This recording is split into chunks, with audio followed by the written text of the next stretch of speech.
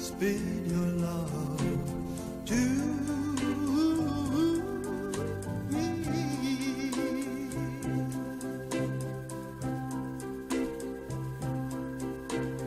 Lonely rivers flow to the sea, to the sea, to the open arms of the sea. Yeah. Lonely riverside, wait for me,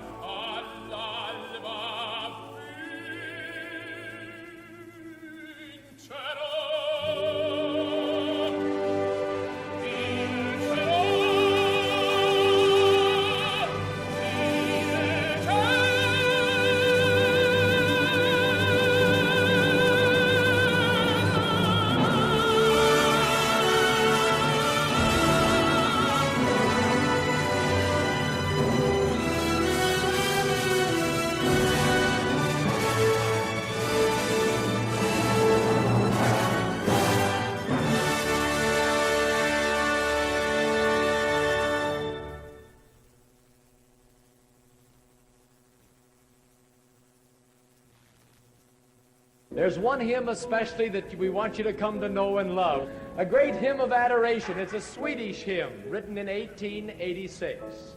How Great Thou Art. Here in Melbourne we have two crusade choirs. The ones you see on the platform this afternoon and down here have the red identification badge on, and we have a green choir which will be here tomorrow. We had over 1,400 of them registered. And we know that you'll enjoy their ministry and song, and just now we're going to ask them to come. Mr. Shea to come and the choir to join him in singing, How Great Thou Art.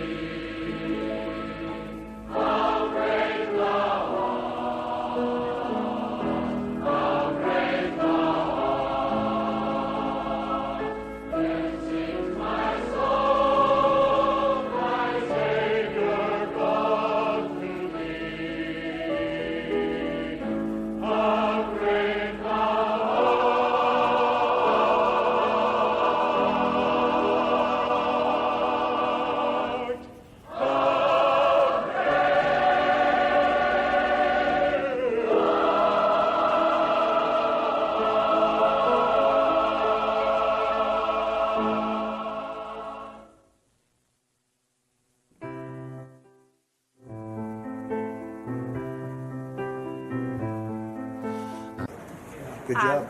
Thank you very much. The other thing I would add is we are deeply invested in the community here in Cincinnati. We focus on all of our employees live here. We raise our families here. We're focused on job development here. We partner with local universities as well as trade. In this facility, you have everything from high school graduates all the way to PhDs. Al and I are both examples of a co-op program right out of university. Thermo Fisher very much develops talent. And I spent 3 summers in the Queen City. Do they still call it the Queen City? Yes, they do, sir. In the Queen City, and it was a great experience with my father. I was very young, and we had a little apartment house here, a little complex called Swifton Village. Yep. And it worked out very well, so it was good. It's always good to get off to a good start, right?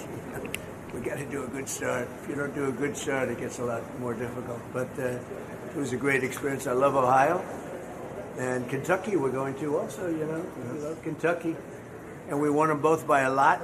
I think we can, absolutely without question, we can say by a landslide. And it's great to be back. Thank you. It's great. Thank you very much. And Dr. Oz is here, one of our real stars. Mr. President, do you want to share with our buddies at Thermo Fisher about most favored nation pricing and why this is so important to our country?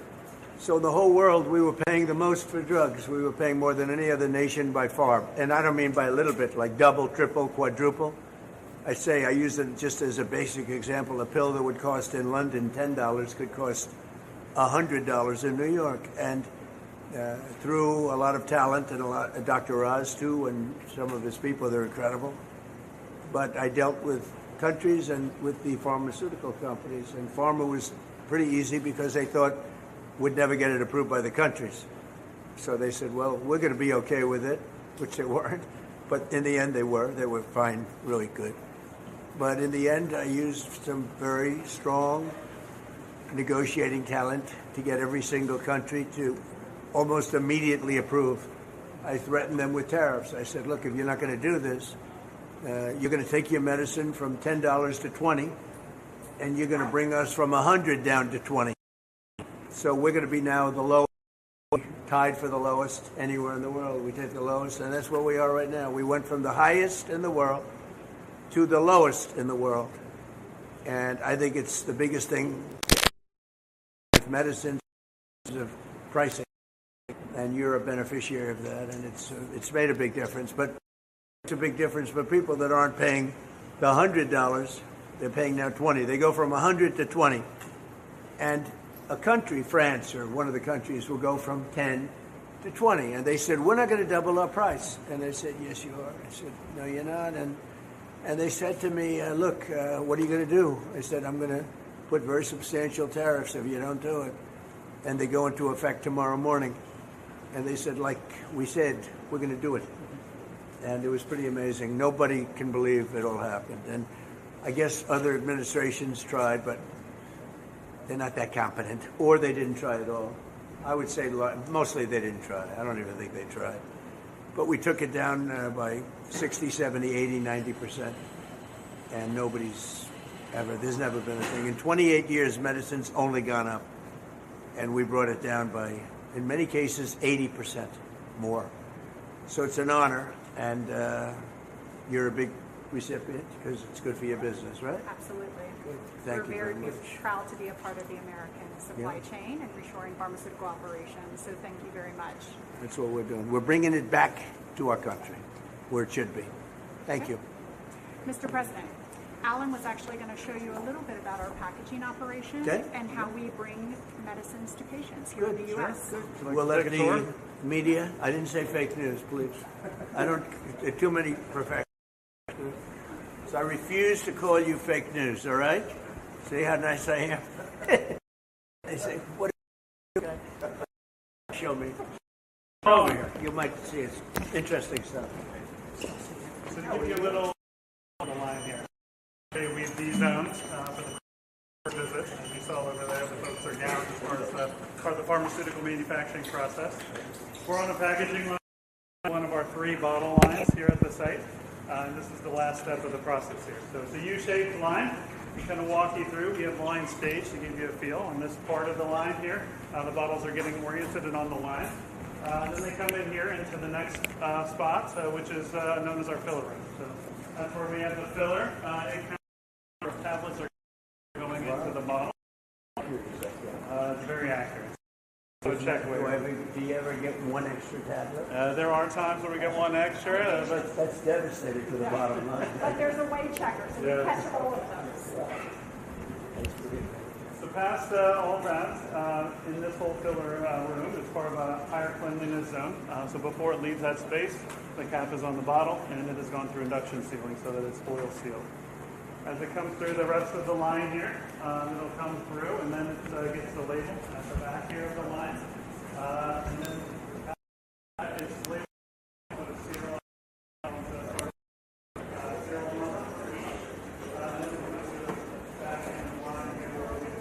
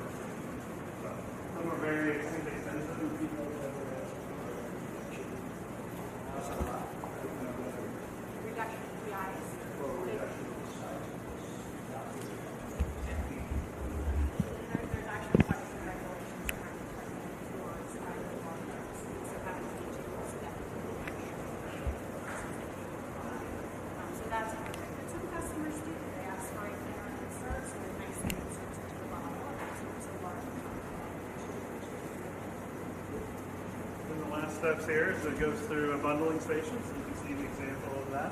It'll then get packed into the shipper, where it's then closed up onto the pallet. That's the whole process. As we package each batch, then we'll go through the final release processes from our quality systems here, and then on to the shipment to our customers.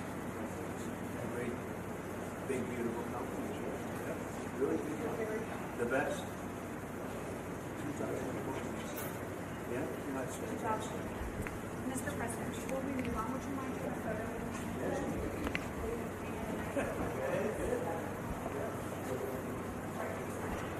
Mike?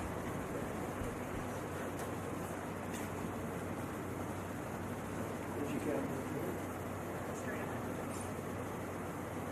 Thumbs up. You got it?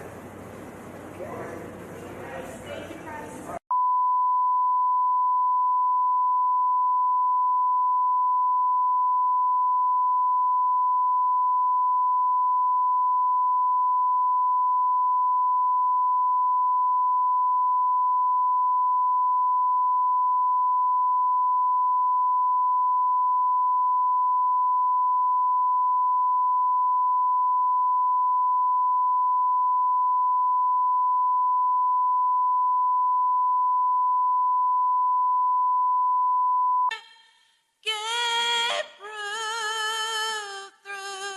the night, that our flag was still there.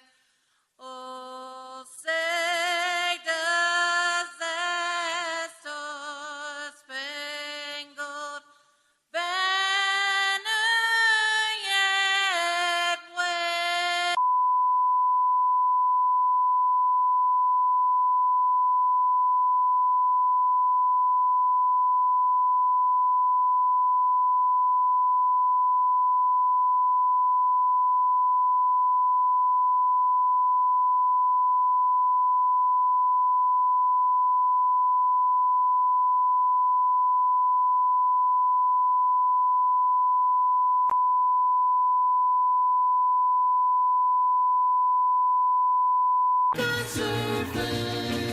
Surfing USA.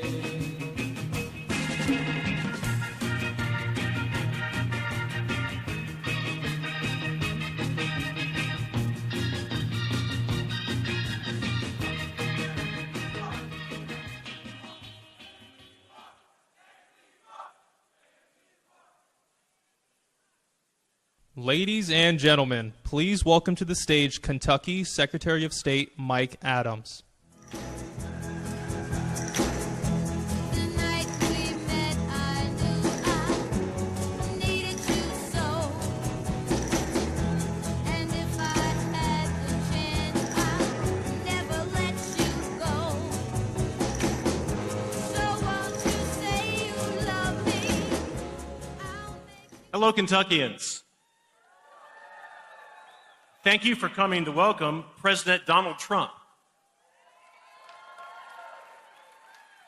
President Trump has shown Kentucky a lot of love, and as you can see, the feeling is mutual. As Kentucky's chief election official, I'm proud to say we require a photo ID to vote in our elections. President Trump is right. Every state in America should do that too. As Kentucky's chief business official, today I'd like to talk about how President Trump's leadership is benefiting our economy. Kentucky is not a wealthy state. The ruinous results of Joe Biden's administration, the highest inflation in 40 years, hit us hard. From day one, President Trump has worked to get this country back on track and to make it great again. President Trump has lowered our taxes, spurred investment, and promoted American job creation. Since he took office last year, Kentucky has added more than 60,000 new homegrown businesses. These new ventures, starting in garages and spare bedrooms, will be the big employers of the future. And that's not all. We also see new investment from large established companies. Apple alone has committed $2.5 billion to cover glass production in Harrodsburg. His One Big Beautiful Bill Act is brightening our futures, whether it's making his 2017 tax cuts permanent or eliminating taxes on tips and overtime. President Trump always puts working people first, and that helps us here in Kentucky. One more thing about the Big Beautiful Bill. It's not just pro-taxpayer and pro-worker, it's also pro-child. His bill includes an educational opportunity tax credit program that our states can implement. It helps families pay for tutoring, after-school programs, technology, or school supplies, whether their child attends a public school or a private school. Our General Assembly just passed House Bill 1, sponsored by Kim Mosier, who's here today. And they have authorized me, let's give her a hand. They have authorized me to direct this program for our state, and I'm so proud. I look forward to helping our kids get a better education thanks to President Trump. Now, our governor made big promises for education when he ran for office. But on his watch, test scores have gone down, not up. For leadership on education, we don't look to Andy Beshear. We look to Donald J. Trump. Kentucky is so grateful to President Trump and so glad to have him here. Thank you so much for coming. Thanks a lot. Thank you.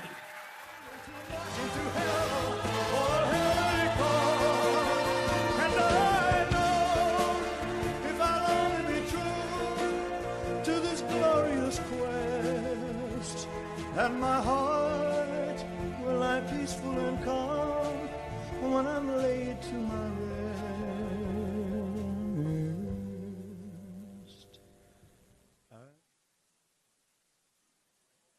Ladies and gentlemen, please welcome to the stage Kentucky State Auditor Allison Ball.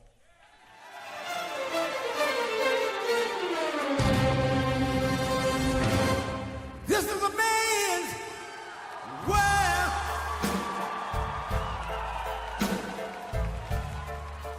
This is a man's world.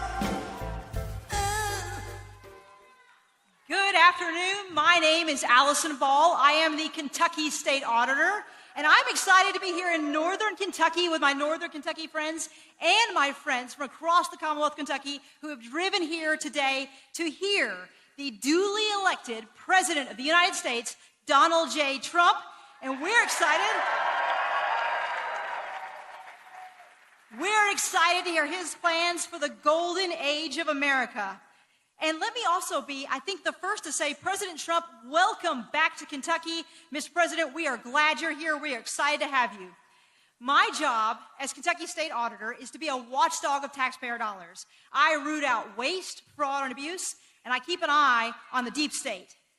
That's why I was excited a few weeks ago when I heard that President Trump was launching a brand new initiative focused on rooting out waste, fraud, and abuse. He is launching a task force led up by one of our Eastern Kentucky relatives, Vice President J.D. Vance, to root out waste, fraud, and abuse.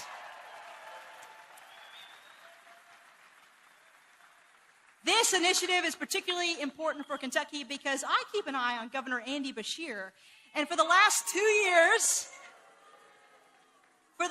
years, my office has uncovered over $1 billion in waste from the Beshear administration. I want to say that again. That's $1 billion of your money. For example, Governor Beshear's administration wasted $836 million of Medicaid funds. How did he do that? He did it when he failed to remove people from Kentucky's Medicaid rolls who had moved away from Kentucky. They were no longer Kentucky residents.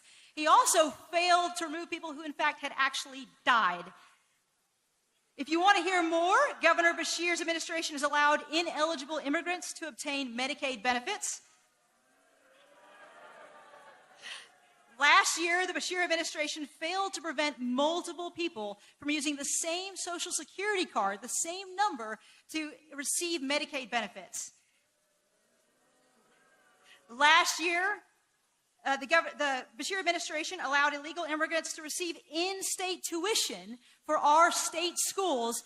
This violates federal law. And in fact, it's so bad that President Trump has actually sued Governor Bashir to stop this from happening.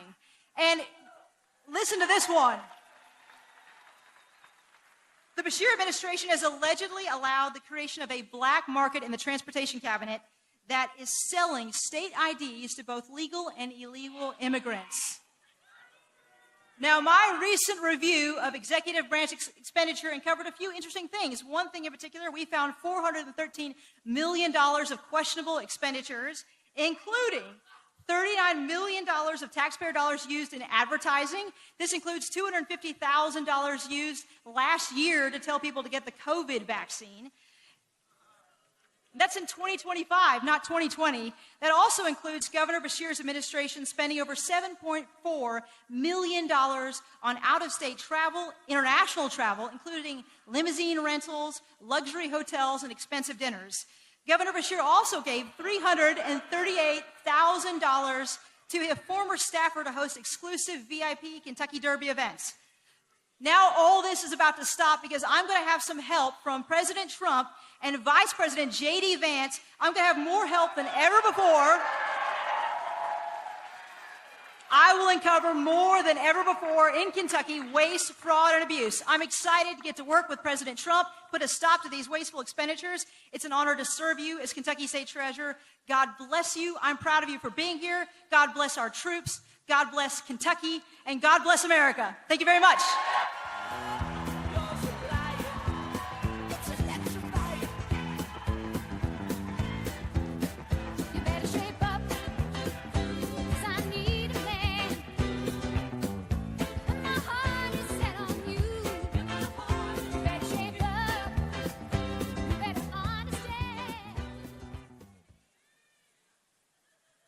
Ladies and gentlemen, please welcome to the stage Kentucky Attorney General Russell Coleman.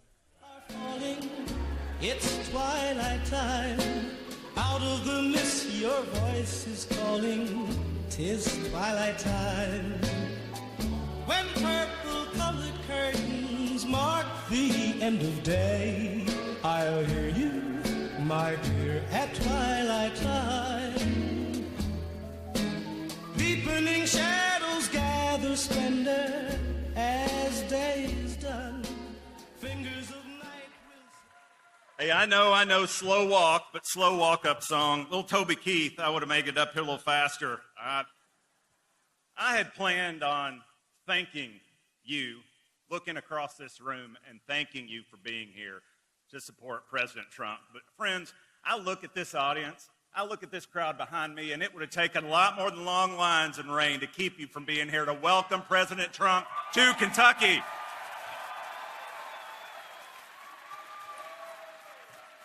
It is an honor. It is an honor to serve as your Attorney General. It is my privilege to stand with our president because Kentucky once again has an ally in the White House.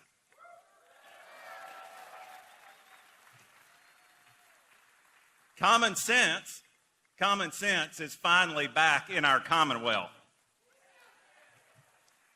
Now, you know this because I'm speaking to so many friends of this president. We're welcoming him to a state where we stand united for what matters, for the safety of our families, for economic opportunity, and for freedom.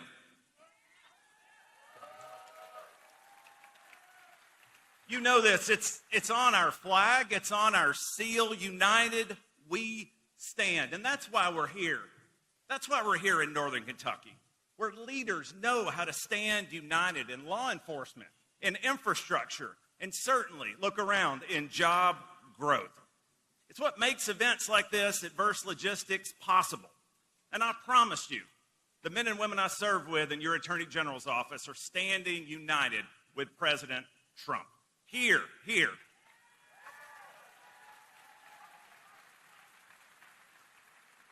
Here in Kentucky, we have ended Washington Democrats' Green New Deal and unleashed American energy dominance.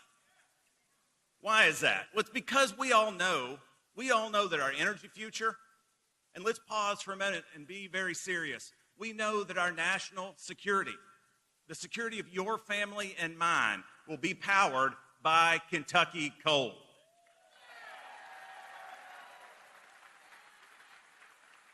And I will tell you something I'm especially passionate about. We are standing united with law enforcement at the federal, state, and local levels.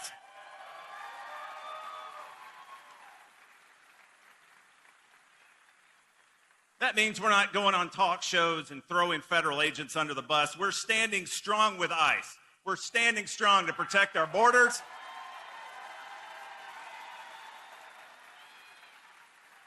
We're standing strong with our brothers and sisters in ICE to protect our borders, to keep deadly drugs and violent criminals out of this country and this Commonwealth.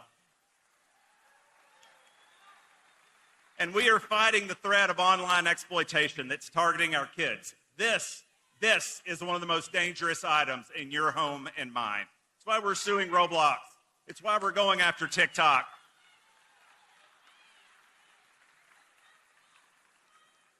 I say this, it's not happy talk from a podium, because this fight, this is the opioid fight of our time. This is the opioid fight of our time in office, and we will do our best to fulfill our duty to protect Kentucky kids. And speaking of those that are doing their duty, ladies and gentlemen, oftentimes at events like this, those that make the events happen, those deputies and special agents that were standing in the rain last night, those men and women that will be out there on the roads when we're home safely in our beds tonight, do me a favor. Stand to your feet and let's honor the men and women of the United States Secret Service, the Boone County Sheriff's Office, and Kentucky law enforcement.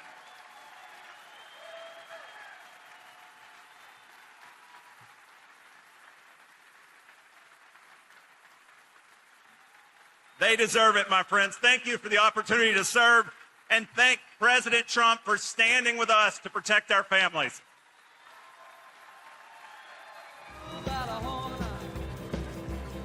We ain't faking, oh, lot of shaking going on. Yeah, let's shake, baby, shake. I said shake, baby, shake. I said shake it, baby, shake it. Let's shake, make it shake. Come on over, oh, lot of shaking going on. Oh, let's go.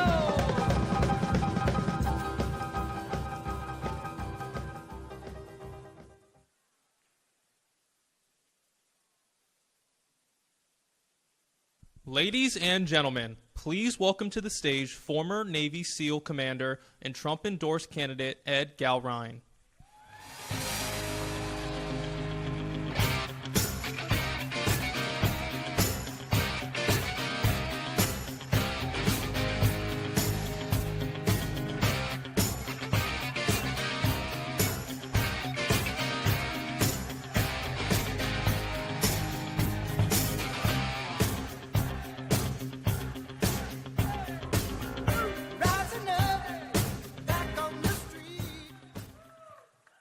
Thank you, folks. Please take a seat. I want to thank y'all for being here. I'm honored. I'm going to tell you something. It's a long way from a family dairy farm to standing before you here today, and that's not by mileage. Thank you. Before I start, let me ask you, are you excited to see President Donald J. Trump here today? What about that State of the Union? What about that State of Union? I thought so. My name's Ed Galrine, and I'm honored to be endorsed by our president, Donald J. Trump, to be your congressman for Kentucky District 4.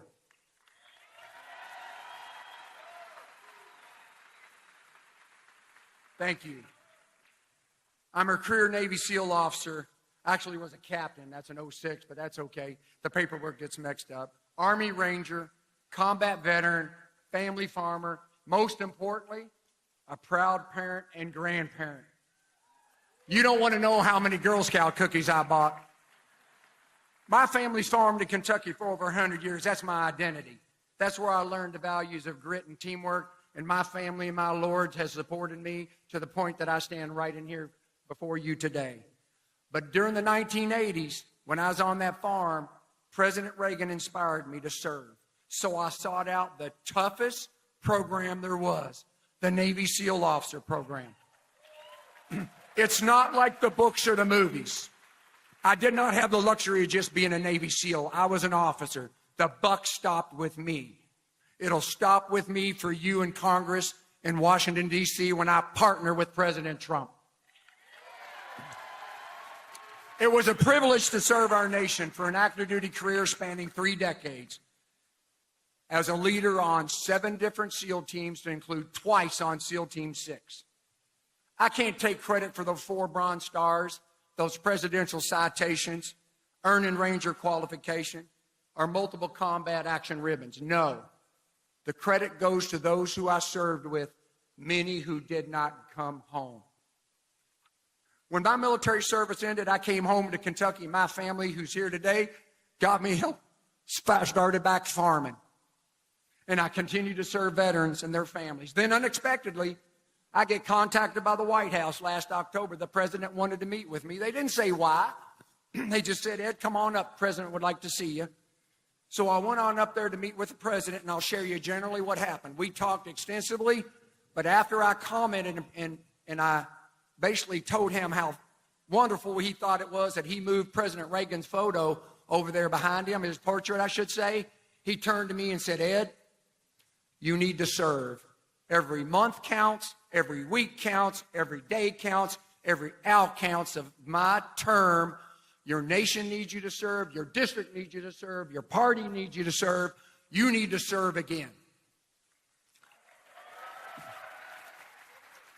For the same reason I joined when President Reagan inspired me, faith, family, freedom, duty, honor, country. There were no bonuses for joining as a Navy SEAL officer in 1983.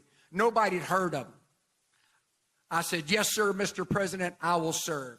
I commit to you, as I stand here today, that I will stand shoulder to shoulder with President Trump, courageously with our Republican Party, to enact the agenda we voted for and fight the Democrats and their sympathizers like Thomas Massey, who seek to undermine him and destroy our nation.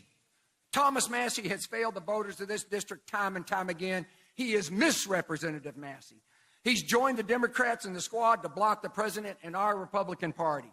He voted against President's plan to secure the border and all his other agendas, to include rebuild our military and the tax cuts.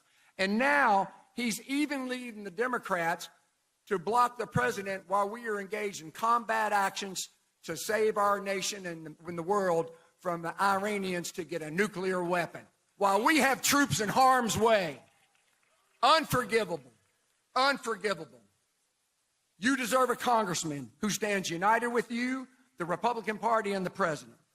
And President Lincoln was never more right than now when he said long ago, united we stand, but divided we fall. The president understands that, the Republican Party understands that, and you understand that, and I understand that. Thomas Massey does not understand that.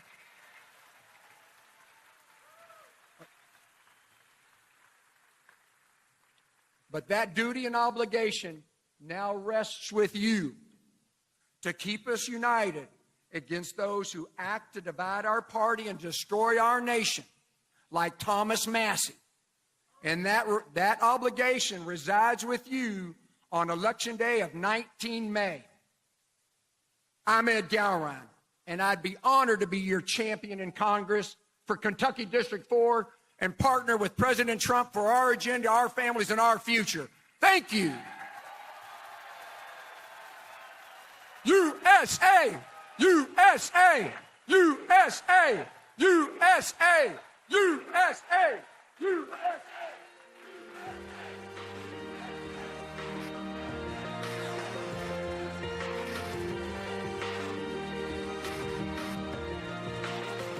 Yeah, you can be the greatest, you can be the best, you can be the King Kong banging on your chest. You can beat the world, you can beat the war, you can talk the guy, go banging on his door. You can throw your hands up, you can beat the clock, yeah. You can move a mountain, you can break rocks. You can be a master, don't wait for luck.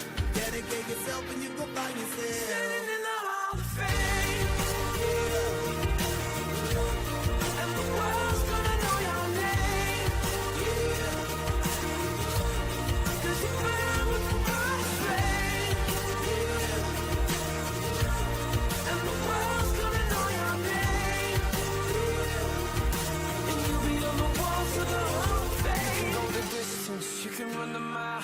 can walk straight through hell with a smile. You could be the hero, you get the gold. Breaking all the records they thought never could be broke. Yeah, do it for your people, do it for your pride. And you're never gonna know if you never even try.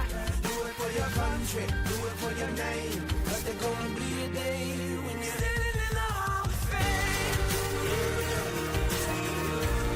And the world's gonna know your name. Cause you burn with the first flame. And the world's gonna know your name. And you'll be on the walls of the Hall of Fame. Be a champion. Be a champion. Be a champion. Be a champion. The walls of the Hall of Fame. Be students, be teachers, be politicians, be preachers. Yeah. Be believers, be leaders, be astronauts, be champions, be truth seekers. Be students, be teachers, be politicians, be preachers. Yeah. Be believers, be leaders, be astronauts, be champions. Standing in the Hall of Fame. And the world's gonna know your name. Cause you burn with the first flame. And the world's gonna know your name. You'll be on the walls of the Hall of Fame. Be a champion, you can be the best. You can be a champion, and you know your chest. You can be a champion, be the ball. You can be a champion, and you know you are. You can be a champion, you can be the clock. You can be a champion, you can break rocks. You can be a champion, you can wake the luck. Can it be a champion? Standing in the Hall of Fame.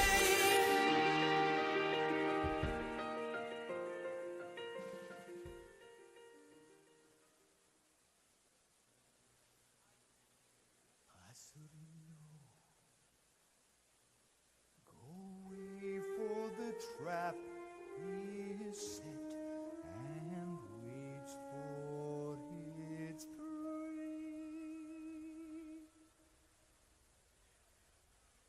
You have come here in pursuit of your deepest hurt, in pursuit of that wish which till now has been silent.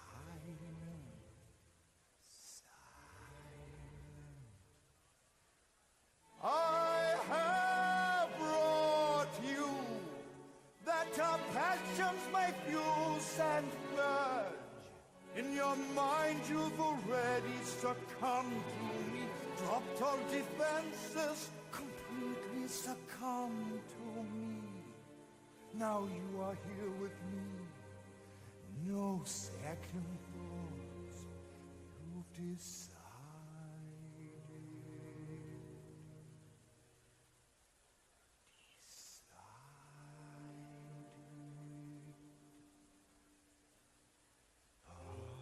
Past the point of no return,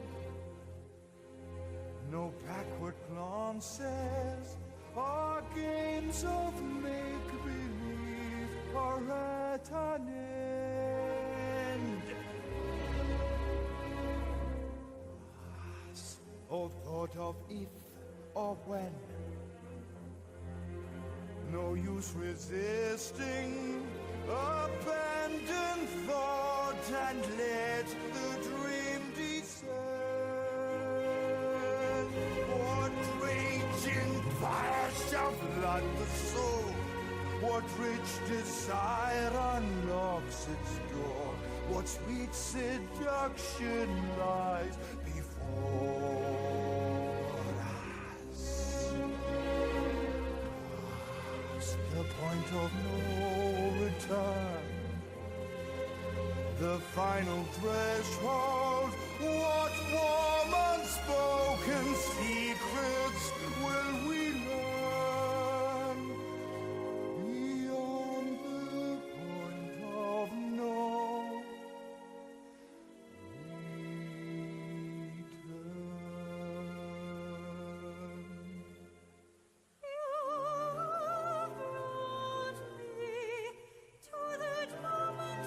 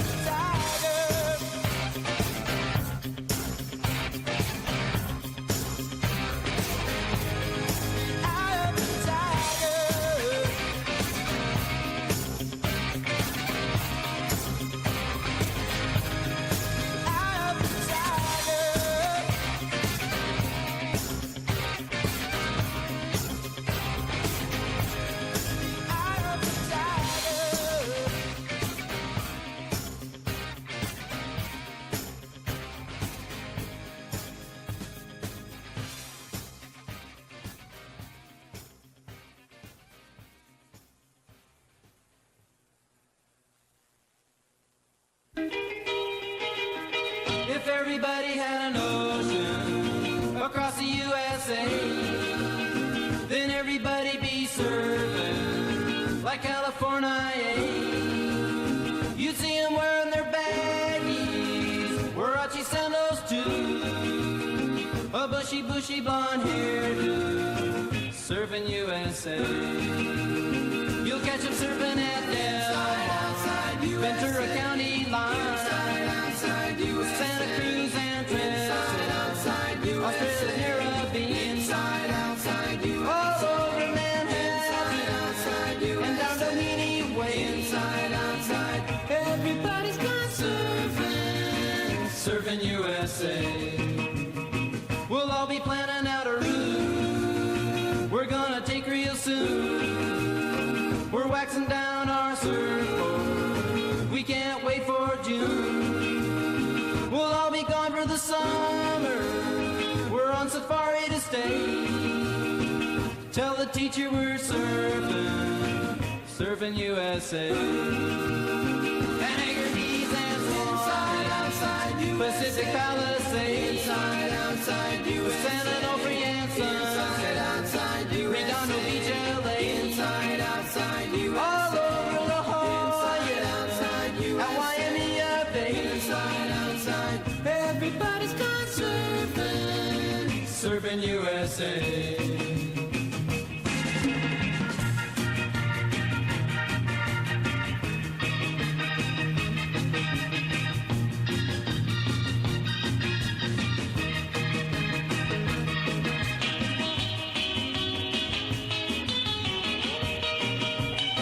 Everybody's gone surfing, surfing USA. Everybody's gone surfing, surfing USA. Everybody's gone surfing, surfing USA. Yeah, everybody's gone surfing, surfing USA. Yeah, everybody's gone surfing.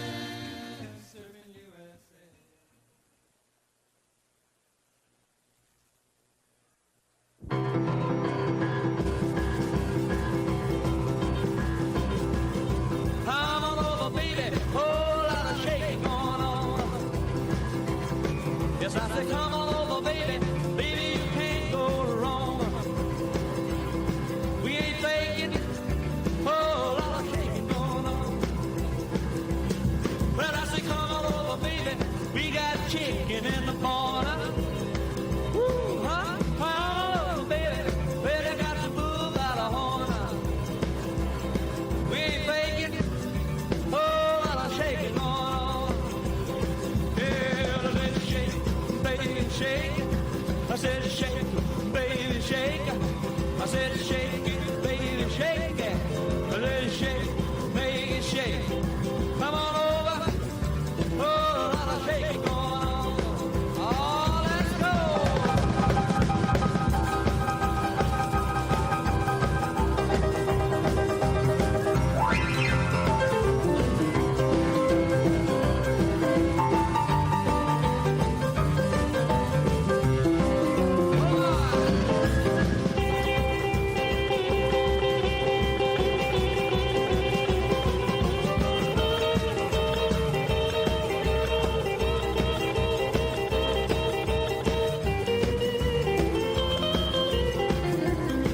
Hey, come on over, baby. We got chicken in the barn. Who's born was born, my born. Come on over, baby.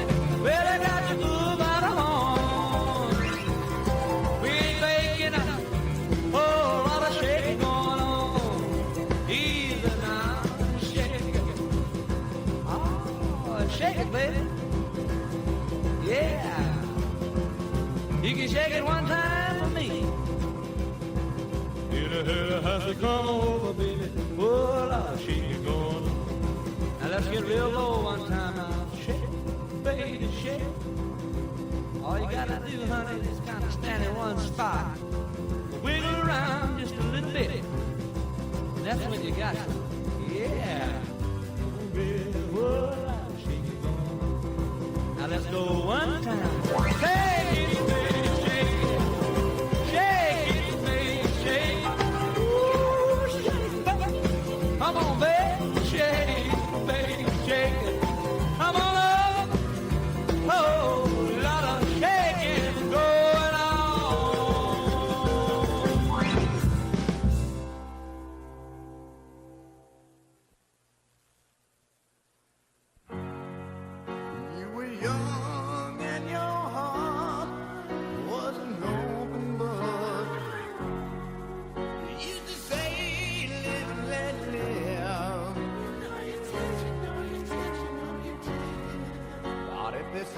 ever-changing world in which we live in makes you give in and cry. Say, live and let die.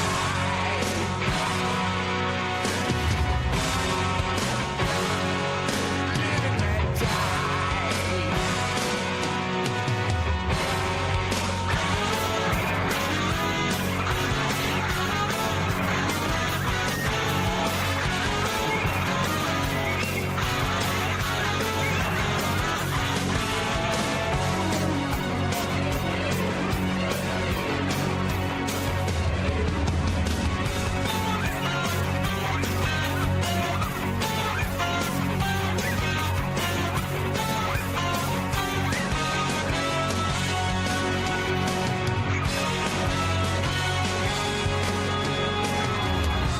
What does it matter to you?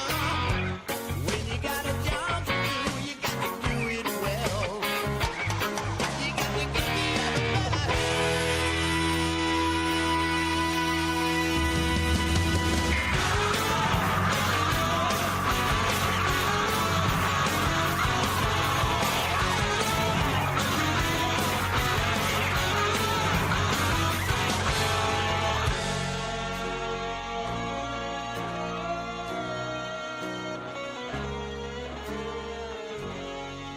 You just say, live and let live. You know you did, you know you did, you know you did. But if this ever-changing world in which we live in makes you give in and cry, say, live and let die.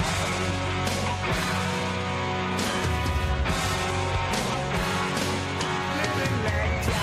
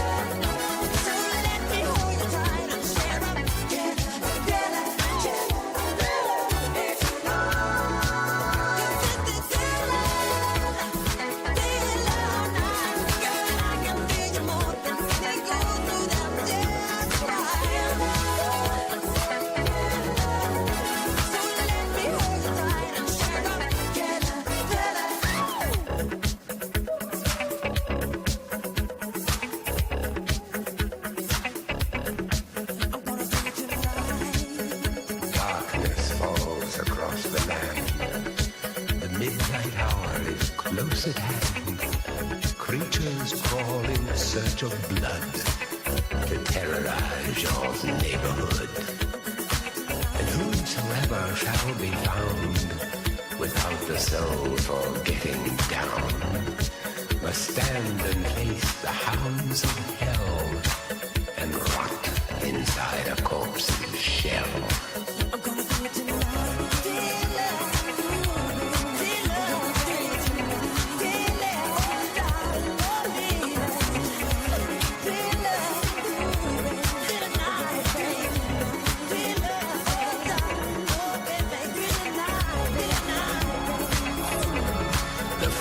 Stench is in the air, the funk of 40,000 years, and grisly ghouls from every tomb are closing in to seal your doom. And though you fight to stay alive, your body starts to shiver, for no mortal can resist the evil of the thriller.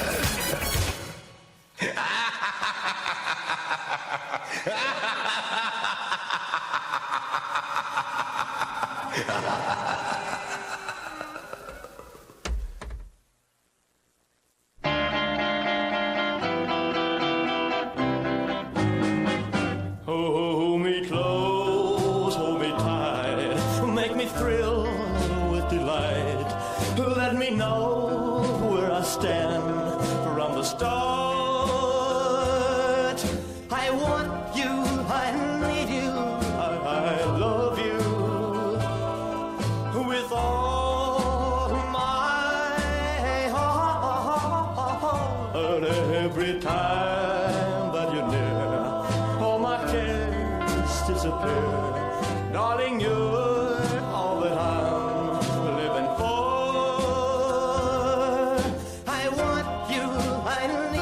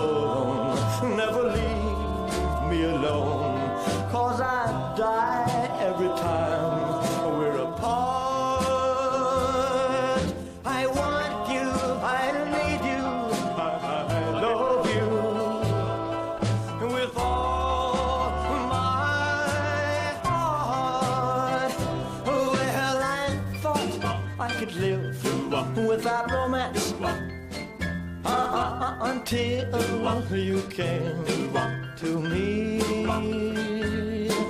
But now I know that I will go on loving you eternally. Won't you please be my own? Never leave me alone, 'cause I die every time we're apart. I want you, I need you, I love you with all my heart.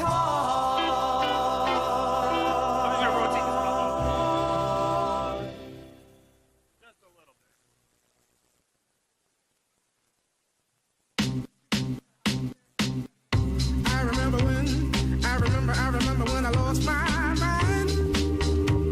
There was something so pleasant about that place. Even your emotions have an echo in so much space. And when you're out there without care, yeah, I was out of touch. But it wasn't because I didn't know enough. I just knew too much. Does that make me crazy? Does that make me crazy? Does that make me crazy? Possibly.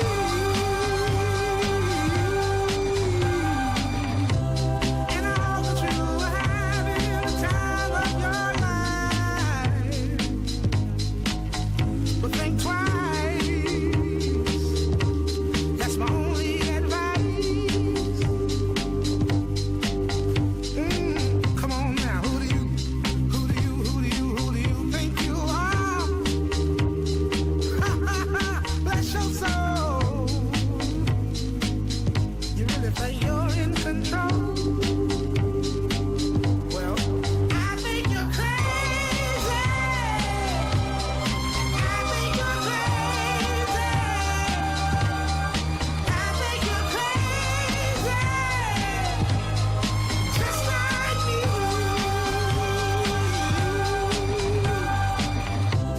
My heroes had the heart to the life I wanna live. And all I remember is thinking I wanna be like them. Ever since I was little, it looked like fun. If it's no coincidence, I've come. And I can die when I'm done. But maybe I'm crazy. Maybe you're crazy. Maybe we're crazy.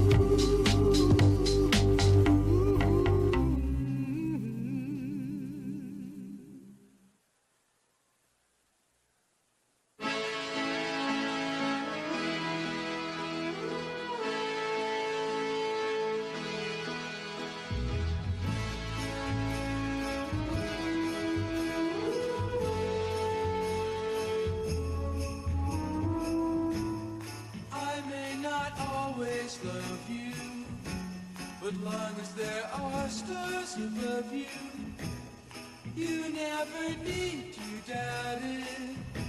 I'll make you so sure about it. God only knows what I'd be without you. If you should ever leave me, well, life would still go on, believe me. The world could show nothing to me, so what good would living do me? God only knows what I'd be without you.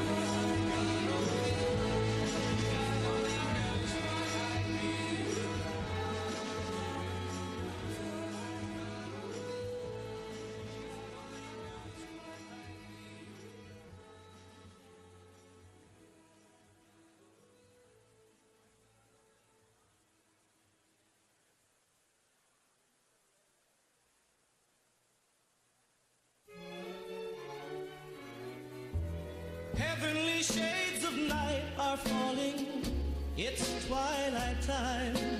Out of the mist your voice is calling, 'tis twilight time. When purple-colored curtains mark the end of day, I'll hear you, my dear, at twilight time. Deepening shadows gather splendor as day is done.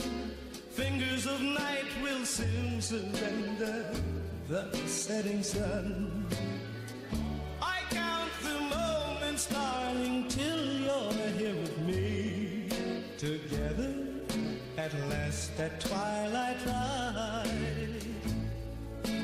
Here in the afterglow of day, we keep our rendezvous beneath the blue air. In the sweet and same old way, I fall in love again as I did then.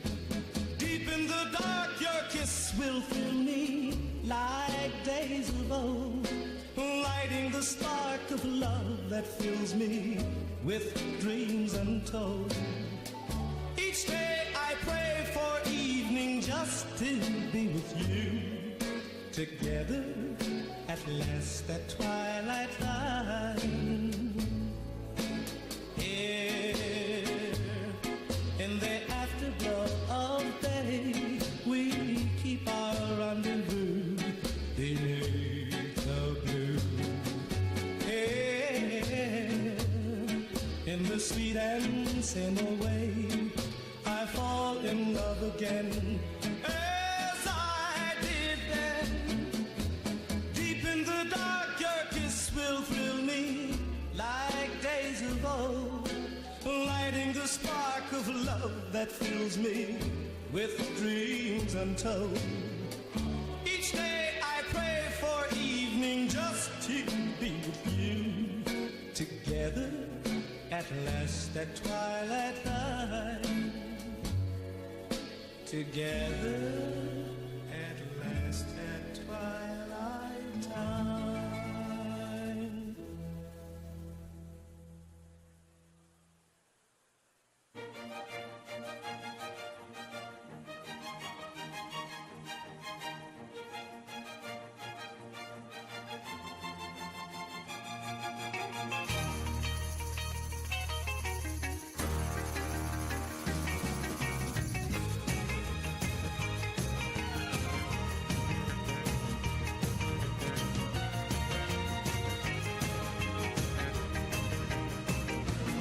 Well, she got her daddy's car and she cruised through the hamburger stand now.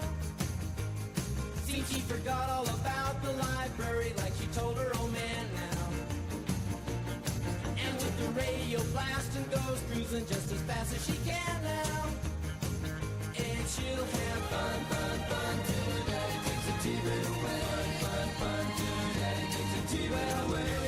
Standard cushion walks, looks and drives like an ace. Walk like an ace now, you walk like an ace. She makes the Indy 500 look like a Roman chariot race. Like an ace now, you look like an ace. A lot of guys try to catch her, but she leads them on a wild goose chase. Like an ace now, you drive like an ace. She'll have fun, fun, fun till her daddy takes the T-bird away. Fun, fun, fun till her daddy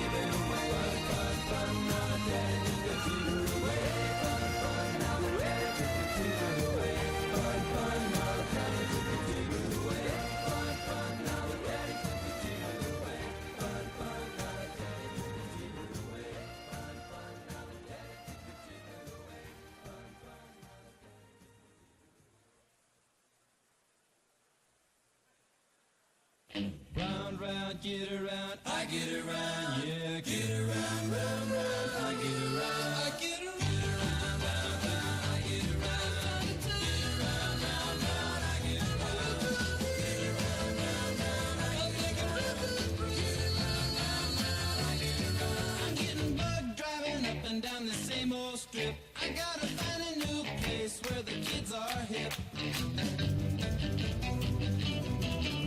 My buddies and me, you're getting real well known. Yeah, the bad guys know us and they leave us alone. I get around, round, round, round, I get around, get around, round, round, I get around, get around, round, round, I get around, get around, round, round, I get around, I get around, get around, round, round.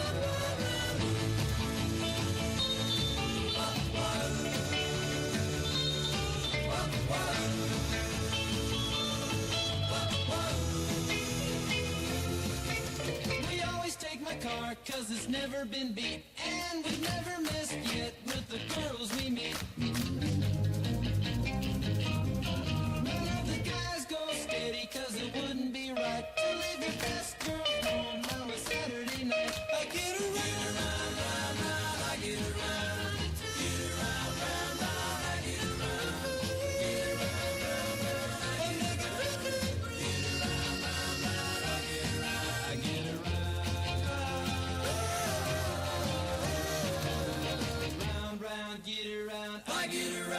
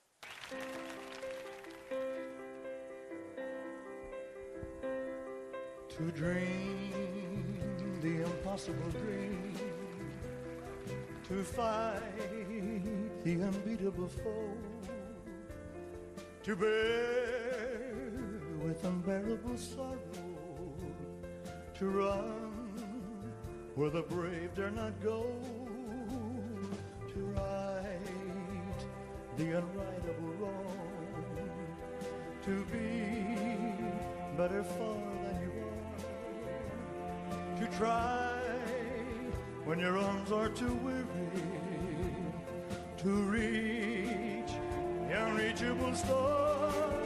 Oh, this is my quest to follow that star, no matter how hopeless, no matter how far, to fight for the right without question or pause, to be willing to march into hell or heavenly cause. And I know if I'll only be true to this glorious quest, and my heart will lie peaceful and calm when I'm laid to my rest.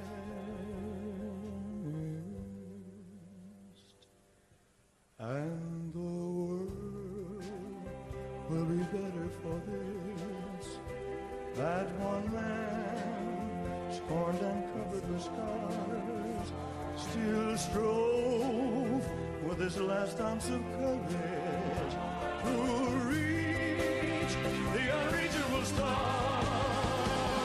And the world will be better for this, oh, that one man, scorned and covered with scars, he still strove with his last ounce of courage, oh, to reach the unreachable star.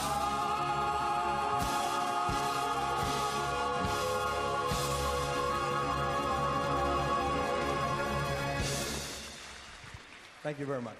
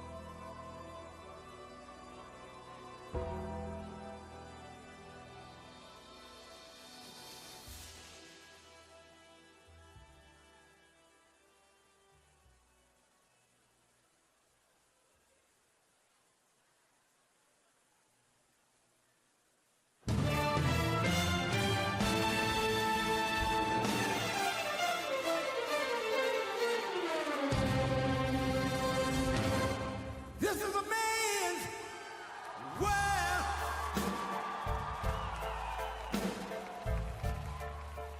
This is a man's world.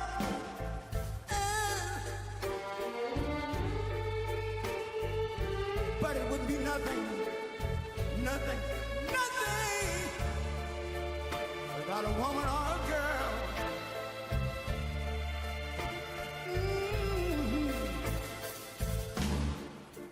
See, man made the car to take us over the road.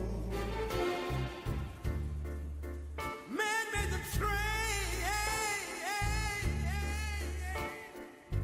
carry the heavy load. Man made the electric lights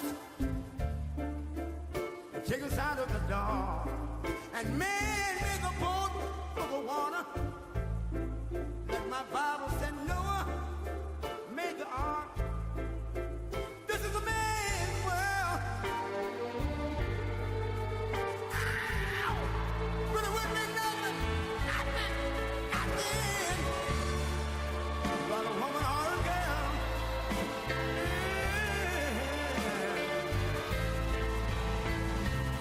L'uomo rincorre il potere, ma lui non sa. E il grande limite all'essere come si vorrà.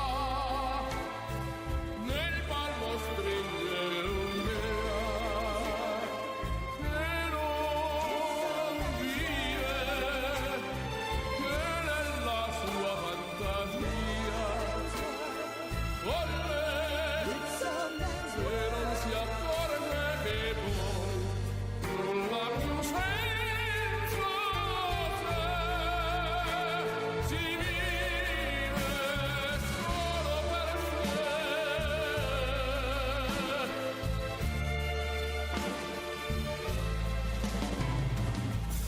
Man thinks about a little bit of baby girls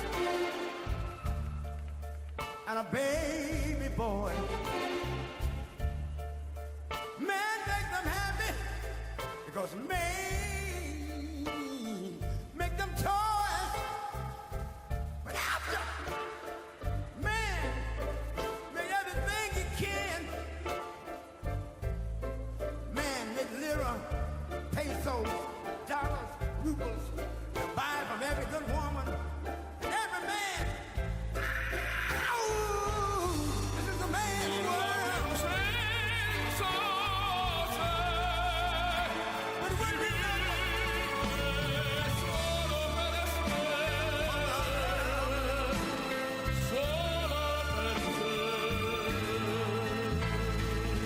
he's lost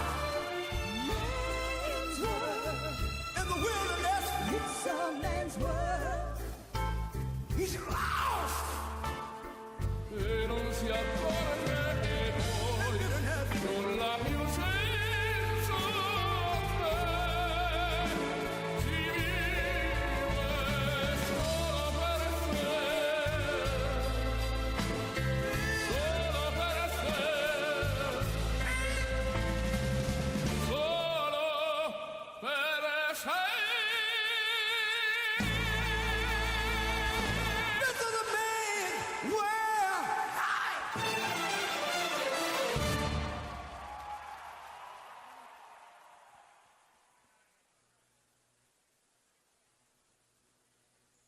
I've been selling my soul, working all day, overtime hours for bullshit pay, so I can sit out here and waste my life away.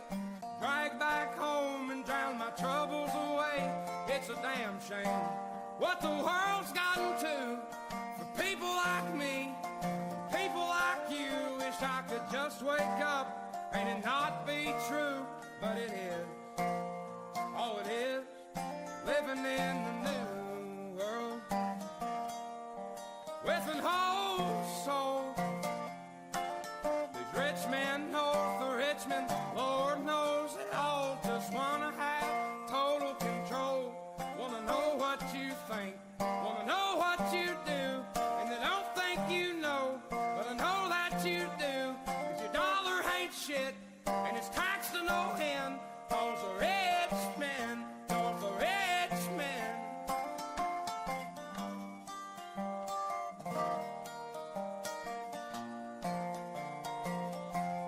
I wish politicians would look out for miners, and not just miners on an island somewhere. Lord, we got folks in the street, ain't got nothing to eat, and the obese milking welfare. Well, God, if you're 5'3" and you're 300 pounds, taxes ought not to pay for your bags of fudge rounds. Young men are putting themselves 6 feet in the ground, 'cause all this damn country does is keep on kicking them down. Lord, it's a damn shame what the world's gotten to for people like me, people like you. Wish I could just wake up and it not be true, but it is. Oh, it is living in the new world with an whole soul. These rich men north of Richmond, Lord knows they all just wanna have total control. Wanna know what you think, wanna know what you do, and they don't think you know, but I know that you do. 'Cause your dollar ain't shit, and it's taxed to no end. 'Cause the rich men, north of rich men.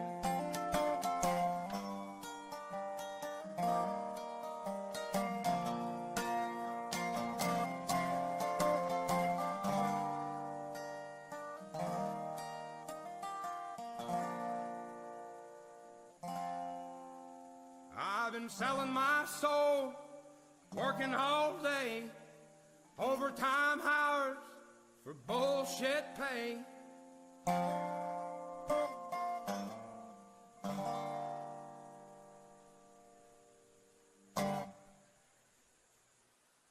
Please, please, please, please.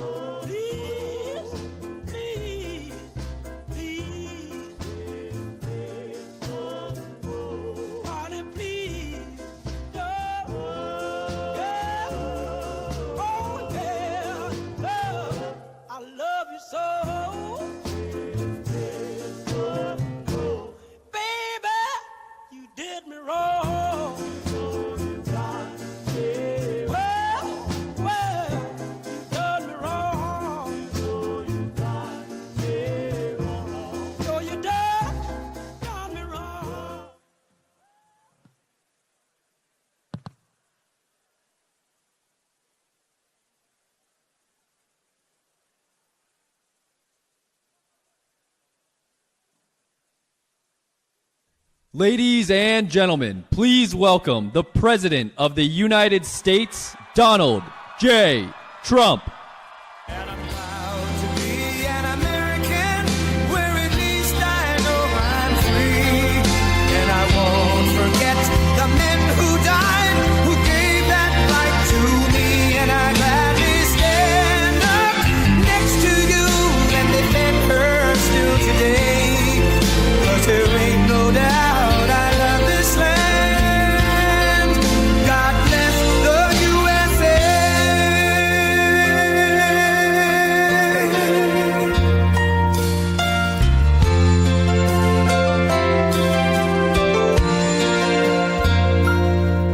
From the lakes of Minnesota to the hills of Tennessee, across the plains of Texas, from sea to shining sea, from Detroit down to Houston and New York to LA, where there's pride in every American heart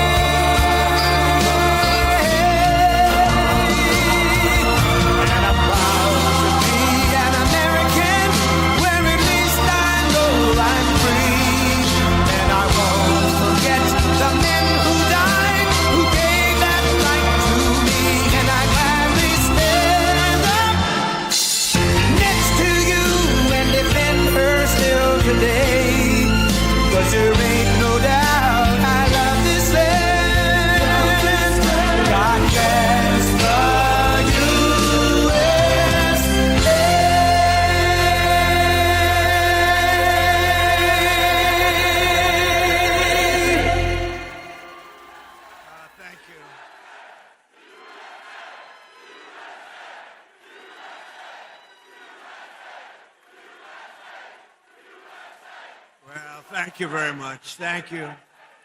And a very special hello, Kentucky. I love Kentucky. I love Kentucky. We won in a landslide. We won by so much. We have the all-time record in this state. But it's great to be back in this beautiful Commonwealth with so many proud, hardworking, unbelievable American patriots. Thank you. And we're here today with the men and women of a phenomenal company that has been helping Kentucky grow and prosper for 6 incredible decades. In other words, they've been here for a long time. Verst Logistics. Verst Logistics. Good company. Just met a lot of the people that run it. They're good people. They love you. They love you, actually. If they didn't, I wouldn't be here, probably. I don't think I'd be here. If they didn't love you, I'd walk off this stage right now. With your help, this family-owned business has risen from a small trucking operation into a juggernaut of warehousing, packaging, one of the biggest, transportation, all these big labels they put on. But I'll tell you, America's favorite brands right here, and this has been an unbelievable group of people that built this wonderful company, and I want to thank them very much. It's an honor to be here.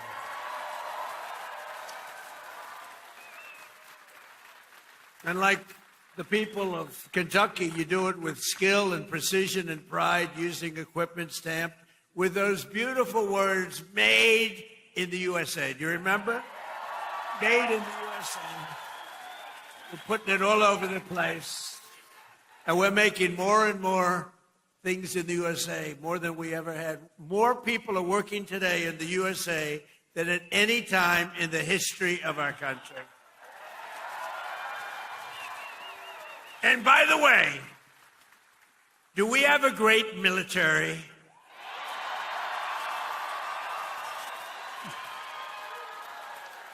The best. Better than any military in the world by far. I didn't know that we're going to have to be showing it off so much, to be honest with you. I built it. In my first term, we built this military, and I didn't know that we'd have to use it quite as much as we're using it, but we're using it well, and there's no better military. There's nobody even close, so we're very proud of it. So we have in this company 2,600 employees, and they pour out their sweat and their soul into shipping the products America knows and loves, and they're doing more business than they've ever done before. And thanks to the record-setting tax cuts that we passed in the great, big, beautiful bill, biggest tax cuts in the history of our country. Tax cuts. You know, as I grew up, I'd watch politicians, and I'd always say that we're going to cut your taxes, cut your taxes. This is the first group of opponents. It's the first group, the Democrats. They're always saying, we're going to raise your taxes. Historically, a politician has to. Ideally, you're going to follow through. But you have to say, we're cutting taxes. They say, we're going to raise that. They were going to give you, if they won, Kamala and Joe, Sleepy Joe. But they were going to raise your taxes more than any. It was the biggest tax increase in the history of our country. And I kept saying, are they really saying this? I don't know. What do I know about politics? I haven't been doing it that long. But they were going to give you the biggest tax cut.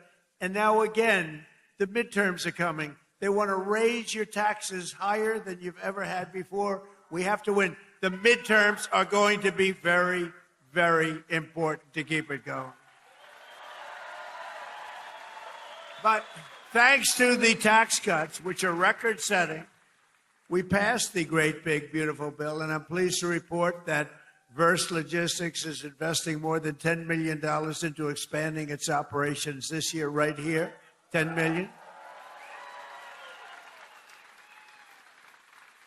And you're buying brand new tractor trailers and opening up warehouses in 2 additional states, Texas and North Carolina. And that's what it's all about. And that's why we did it. And with the help of our tax cuts, all of those trucks and warehouses and equipment purchases, everything that we're doing, and everything that you see in this country that's being built, you get what's called expensing, meaning a deduction in the first year. 1 year, it's the bit. Now, to a lot of people, that doesn't mean. To me, it means something else. It means jobs. That's why we have so many jobs, the best jobs ever. Perhaps most importantly to the workers here today, I'm pleased to report that the great big beautiful bill also delivers no tax on overtime. Whoever thought that was going to happen? That means every extra hour you work, your overtime pay is now 100% tax-free. You have no tax. Remember that when you go and vote, because the Democrats want to end it. So you take home 20 or 30% more to those beautiful children or whoever the hell you're bringing it home to. Okay, I don't know who you're bringing it home to. I don't want to know. That's not my business, although it could be interesting.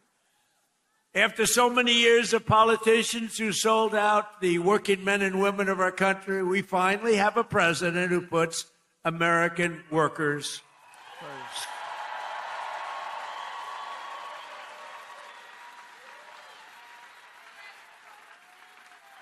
With us today are the front row Joes. You know, they have followed me. What are you up to? About 350 rallies, right? 350 rallies. I don't know what the hell they do. I don't know where they get their money, but they follow me a lot. We have a lot of people. They follow, just like a tour. But they're front row Joes. They're like professionals at getting on the front row. Thank you. And there's a lot of them, too. Thank you very much. Great honor. So a short time ago, under a man named Sleepy Joe Biden, has anyone heard of him? Has anyone heard of him? How about Barack Hussein Obama? He went to Jesse Jackson's funeral. He spoke, and it was like a political hit job. And the family of Jesse Jackson got angry as hell at him because they understand they hated each other. You know, he was there. But I loved watching that. That was so. The family goes outside and they start screaming at him. A short time ago, under Biden and his allies in Congress, we were dead as a doornail. We were a dead country, I'll tell you, and it looked like we weren't going to come back. Now we have the hottest country anywhere in the world. This is the hottest country anywhere in the world. Most powerful military. The stock market has set 53 all-time record highs since the election, all time. And the typical American's 401k is up by almost $35,000 since I took office. And in 4 years, Joe Biden got less than $1 trillion of new investment into the United States. So think of this. $1 trillion over a period of much less, over a period of 4 years. We got $18 trillion. And Jake Paul knows what that means. $18 trillion in 11 months, because they haven't calculated the 12 months. So we have 18 trillion in 11 months. Say in a year, what difference does it make? Compared to substantially less than 1 trillion in 4 years. You would say they didn't do a good job, Jake. I didn't ask Jake who he voted for, but I don't think it was Kamala. I don't think so. I think your whole reputation would be shot if you said, oh, I voted for Kamala. That would be the end of your whole career, Jake. But here in the heartland of America, you're already seeing the results of what we've done. I just came from Thermo Fisher Scientific in Reading, Ohio, right across the way. The great American company that's investing $2 billion in domestic manufacturing, all because of what we've done with the tariffs and with the deductions and all of the other things that we've done. Ford Motor Company, and by the way, we have more jobs in terms of construction. We're building more factories now in this country than at any time in the history of our country. More factories are being built. And Ford Motor Company, a good old staple, has announced a $2 billion assembly plant in Louisville, Kentucky, which will support more than 2,200 Kentucky jobs.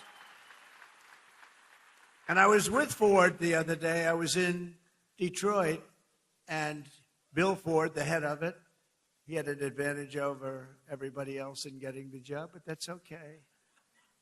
He was born Ford, but he was showing me a plant that was built in like 1914, very old, one of the biggest plants in the country, but one of the oldest.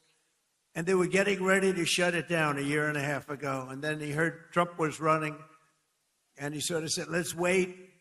So they were getting ready to shut it down. It was on minimal time. It was just a question of time, but he said, let's wait. And he waited.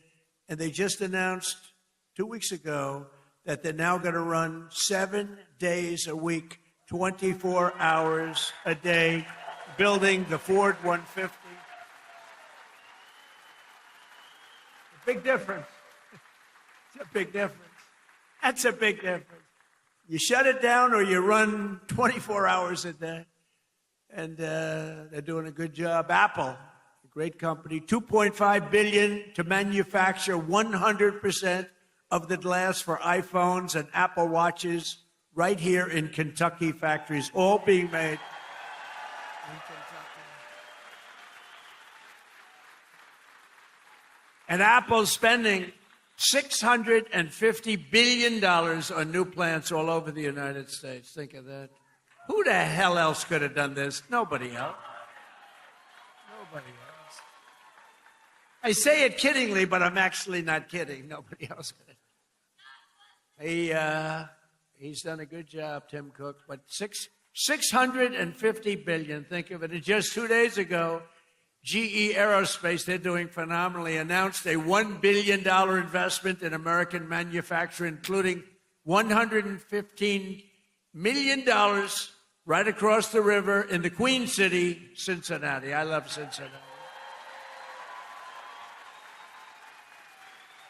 So jobs, factories, and new investments are pouring in as they do. We have added 70,000 new construction jobs in just a short period of time, including 8,000 brand new construction jobs in Kentucky.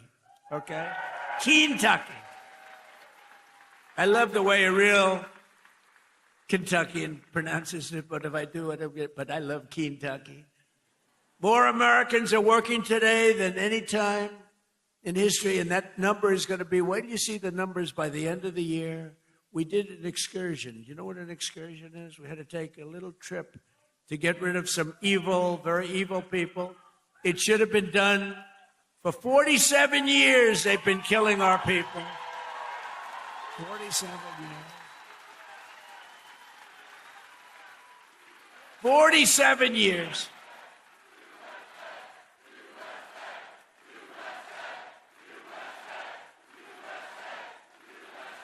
And I can only say this.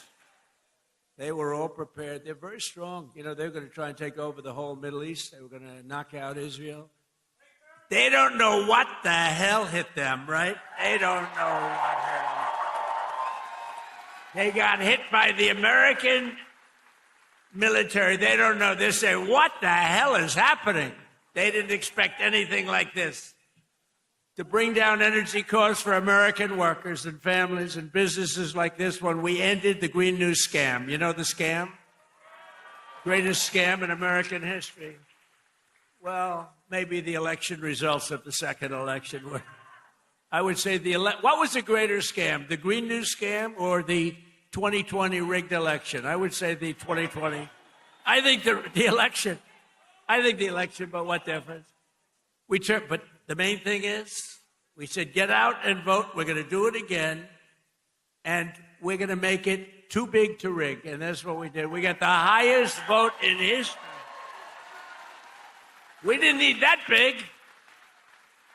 We made it too big to rig. We terminated the insane electric vehicle mandate where you were mandated. And I like electric cars. I think they're great. I like Elon. I said, Elon, look. Not everybody wants an electric car. And I like him, and it's a great product, everything, but they have to have, we ended the mandate. We ended the mandate. Now you can have gasoline, you can have hybrid, you can have whatever the hell you want, you can have electric. They wanted you to buy an electric car by 2030. The only one problem, you can't charge it. You ever see a charger? You're driving down the road, you're running a little low, and they say, electric charging plant 150 miles up the road. That's a bad feeling. And we massively increased production of American oil, natural gas, and clean, beautiful Kentucky coal. And we're not allowed in the Trump administration, we're not allowed to use the word coal without preceding it with two words, clean, beautiful. We say clean, beautiful coal. And we had Doug Burgum the other day, Secretary of the Interior, who's great, and Chris Wright, Secretary of Energy.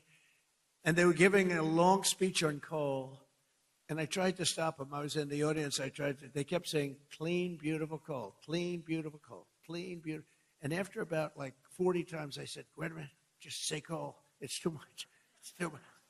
But it's clean, beautiful coal, and it's back, and it's roaring back. You know, it's interesting. China uses a lot of coal. China's very smart. They use coal. What they don't use much of, if at all, are windmills. So they make all the windmills, and they sell that garbage to us. Round and round it goes, keeps losing money. Every time it goes around, it loses $25. That's a lot, you know. And kills a lot of birds. Kills them all. You know, if you shoot a beautiful bald eagle, they put you in jail for 5 years. Windmills kill them by the thousands.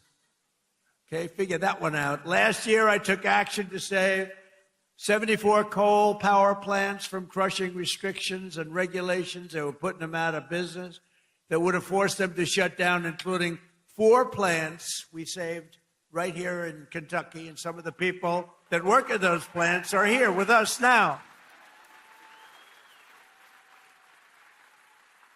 It's very powerful, and it is now with modern equipment, clean, beautiful, but it's a very powerful fuel.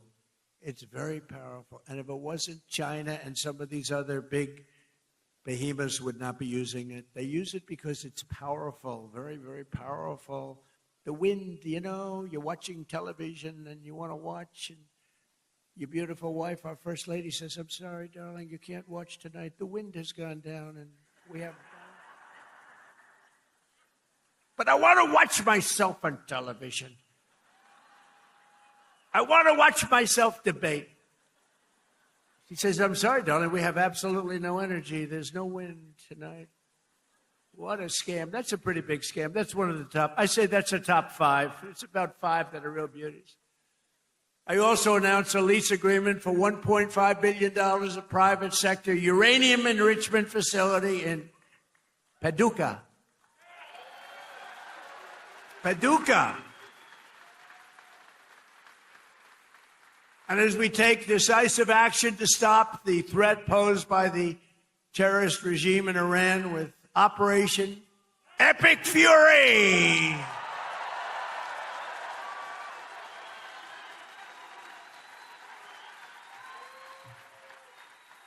Is that a great name? Well, it's only good if you win. You know, you can only do. And we've won. Let me tell you, we've won. You know, you never like to say too early you won. We won. We won the bet. In the first hour, it was over. But we won. But they gave me a list of names at general. Sir, you can pick the name you'd like, sir. I said, the name of what?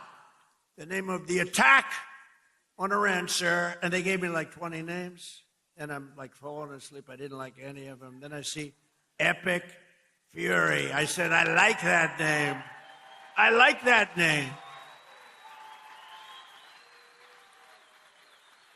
And my administration, as you know better than anybody, is also working to keep the oil flowing. It's flowing all over. We knocked out, you know, they want to drop some mines. Very friendly people, mines, so boats blow up. And we knocked out as of, you know, every hour I have to change because they knock them out so fast. I've never seen anything. Think of it. They knocked out 54 ships in 2 days, and they're real ships. In fact, I got angry at my people. I said, are they any good? Yeah, they're warships. I said, why the hell did we kill them? Why didn't we just capture them and use them in our Navy? They said they wouldn't have qualified for that. But I got a little upset with my people. I said, why do we have to knock And actually, one of my generals said, "Sir, it's a lot more fun doing it this way." But we knocked out 58 naval ships. We knocked out their Navy, okay? Let's put it that way. But they also knocked out the mine layers. They call them mine layers. They put mines in the water. Lovely job. Isn't that nice? Blow up ships. And we knocked out 31 of them. And you know, I was very proud of myself. I said, why didn't you use the weapon that we use on the drugs that come in by sea? Do you know that drugs by sea are down 98%?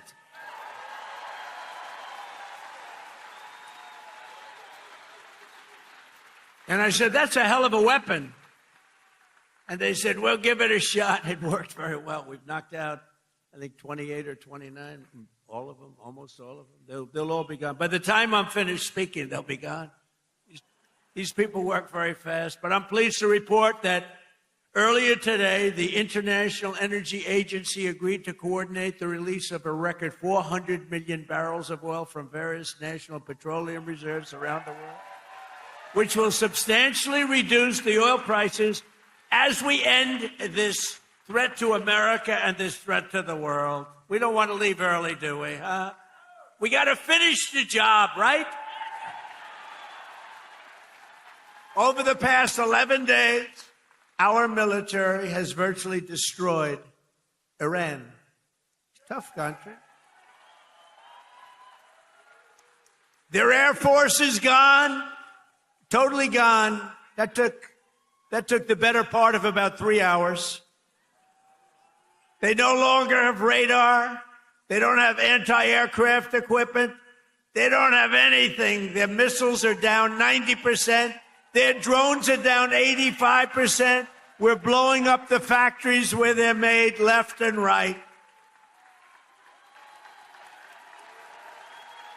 And frankly, nobody has ever seen anything like it. Nobody's ever seen anything like what you're witnessing now, and that can include the original killing of Soleimani and al-Baghdadi, two of the worst killers in the world that I did, as well as Operation Midnight Hammer, where we totally obliterated Iran's nuclear potential. We obliterated it. They don't have nuclear potential. And then after Midnight Hammer, and then we left, we figured that'll be the end of them for a while. But they started again. That's why we got to finish it, right? We don't want to go back every 2 years. And that's because, you know, there'll be some day when you don't have me as president. You'll have perhaps you'll have a weak, pathetic person like we've had in the past, mostly all. Like Barack Hussein Obama, who signed one of the worst deals ever with Iran, where they were going to give up everything. Remember when he filled up a 757 with billions of dollars of cash and sent it to Iran? Billions. People forget that. That's when I realized the presidency is very powerful. When you could put over $1 billion in an airplane and fly it over and give it to a foreign country that's your enemy. How stupid was that? But that deal, the Iran nuclear deal, gave them the right to have a nuclear weapon as of 3 years ago. If I didn't terminate that deal, I terminated it very quickly. If I didn't terminate that deal, they would have had nuclear weapons, and this world would right now be a different place, much different place. Believe me. And then Biden, he came along. He had no clue. He didn't know what the hell he was doing. But what they did was incredible. Everything they did was wrong. Think of it. Afghanistan, Biden, Afghanistan. The most embarrassing day in the history of our country. Embarrassing. 13 dead, but hundreds and hundreds are dead I count both sides. You know, I do. I count both sides, sorry. But hundreds and hundreds of people dead. And instead of leaving from Bagram, they fled. You know, I hate to even say it. There's no reason. We were in there. I was the one. We're going to get out. We're going to get out with strength and dignity. We're pounding the hell out of them. They didn't like Donald Trump, the Taliban. They would do anything I asked them to do. You know that. And this guy comes in, left all the equipment behind. I said, every piece of equipment will be taken out with us. They said, no, it's better to leave the plane. I said, why is it better? Well, I think it's more cost efficient to leave the plane. No. You got a brand new fighter jet, $150 million. You give it a tank of gas, little jet fuel, and you fly it out. They said, sir, I think it's better to leave the plane. These are the exact opposite generals as we have now. Do we love General Raisin Cane? He's great. But oil prices are already coming back down, and it's going to come down, but we're not leaving until that job is finished, and it's going to be very fast. It's going to be very fast, but we're not going to count on having competent presidents. We have to assume we're going to have incompetent ones, like the one we had last time that couldn't walk off a stage. Remember? He'd finish with a speech. The speech would last about 2 minutes. People would come out, not many, like 2 people. And he'd be finished with the speech, and then he could never find his way off the platform. He'd look around over here. There's so many stairs. Like I have 4 sets of stairs on this platform. Usually they have at least that. He couldn't find. Or walking up Air Force One. Now, I know the problem with this, it can happen. You can slip. I could slip. I came downstairs today that was soaking wet. You know, it's a little rainy today. And I have steel stairs, and I'm saying, hey. But I do it very slowly. I grab that thing because nobody cares if you set a speed record. The only thing I admired about Barack Hussein Obama, which was nothing actually, but the only thing is the way he bobbed down. Remember, he'd bob. Hey, you talk about unpresidential. He's bobbing, and I couldn't believe that he made it without at least a noticeable major fall. But Biden was the opposite. Biden couldn't even walk up the stairs. He fell 3 times walking up the. And the world watches that, and they don't like seeing it, although they actually do like seeing it, because they say, what the hell is going on? Or when he fell at the Air Force Academy, right? And the general was standing there, could have caught him, but he didn't want to drop the paper that he's holding in his hand. So Biden went down for the count. Now, we have a country now that's respected, and we don't play games, and we have the greatest military, and it's so nice to see. It's so nice to see. And they want to get back in office for the midterms, and you can't let them. Did you see that they went to Munich, right? You saw that, right? You saw Gavin Newsom. He admitted that Gavin Newsom. So I think his career is over, okay? Let's get off the teleprompter. Do you mind if I get off the teleprompter for a couple of minutes? Because this is, I have these great speechwriters. I drive them crazy because half of the time I'm not. But Gavin Newsom, in an interview,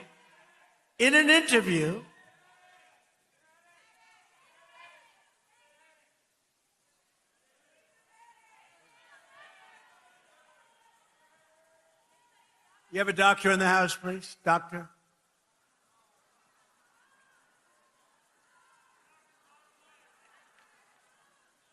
Yeah, take your time, please.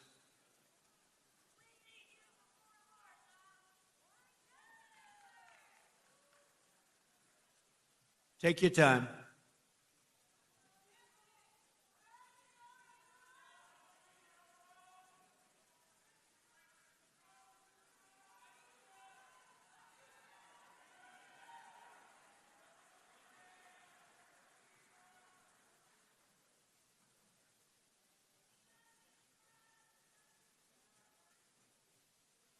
We have all the time. These are great people. They wait so long, hours and hours. They're great people, right? We have all the time, right?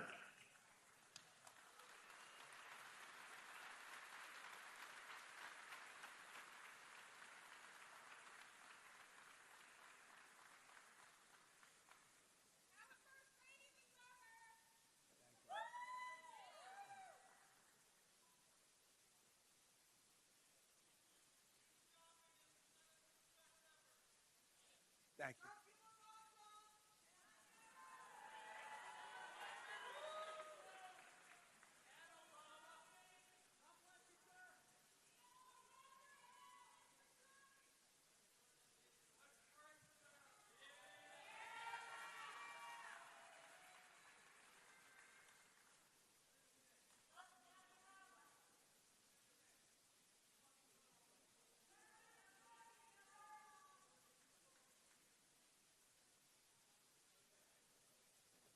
First responders are incredible, by the way.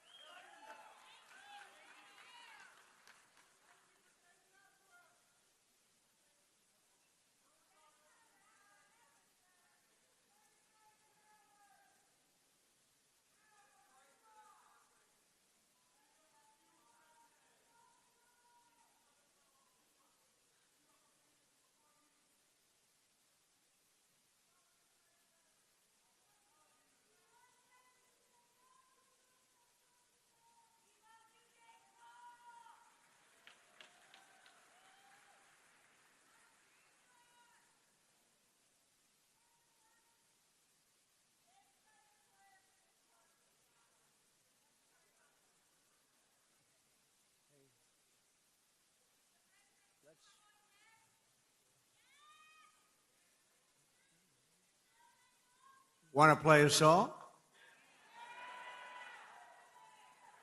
Do you think the people backstage are listening to me?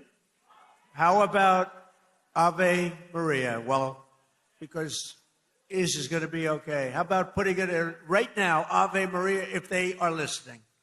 Ave Maria by Pavarotti. Right?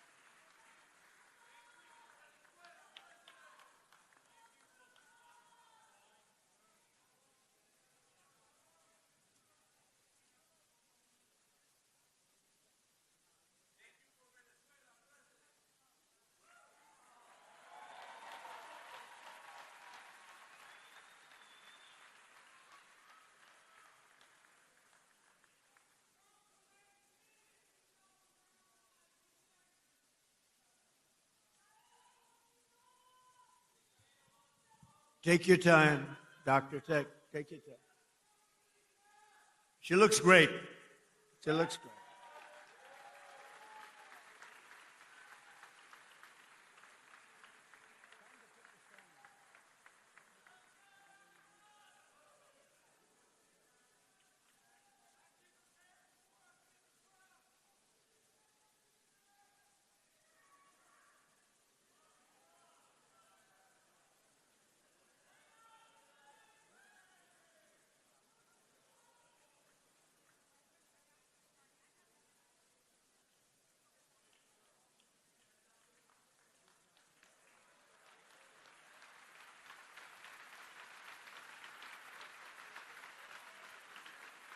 It's Dr. Oz. Can you believe it?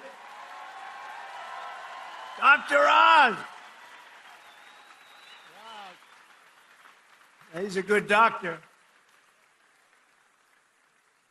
Thank you, Oz.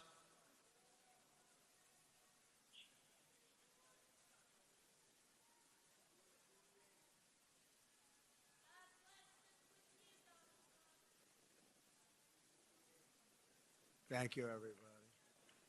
Great job. Thank you.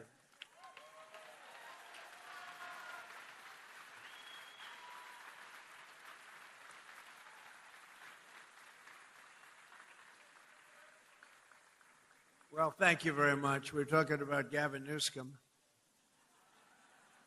Doesn't seem like a very good subject right now. It made that young lady not feel so good. Anyway, he admitted he has mental problems, that he's not a smart person, that he is a mental lack of ability. He's unable to read a speech. He can't read. And all of the other things he said he has a lot of mental problems. And I was attacked by a reporter that said, well, what's wrong with that? I said, nothing's wrong with it. But I don't want the President of the United States to have a cognitive deficiency. Okay. Right? And when he admitted this, I said, I think he just lost the Democrat nomination. What do I know? But you know what? I'm for everybody. But you know, when it comes to president, you got to be sharp. You got to be sharp as hell. One of the greatest victories we have achieved for hardworking Americans with the help of our great Republican majorities in Congress is no tax on tips, no tax on Social Security, and as I told you before, no tax on overtime, which affects you. 800,000 Kentucky seniors. And every Democrat voted against it. So remember, and they'll terminate it. If they take power, they'll terminate it. 800,000 Kentucky. So you have, think of that, you have no tax on Social Security. 800,000 seniors, and they will end it. We got to win the midterms. We also made interest on auto loans tax deductible. First time that's ever happened, but I did put a little proviso. The car has to be made in America for you to get it. Our tax cuts are projected to raise incomes in the Commonwealth by $5,400, boost household take-home pay for you by nearly $10,000, and protect more than 84,000 Kentucky jobs at a minimum. And some of the jobs we're creating or protecting are right here at Verst Logistics. So let me call up your outstanding CEO, Paul. Come on up. Real fast, Paul. Come on. Paul Verst. Come on up here, Paul. Let's go. Do it fast, Paul. They don't want to hear from you.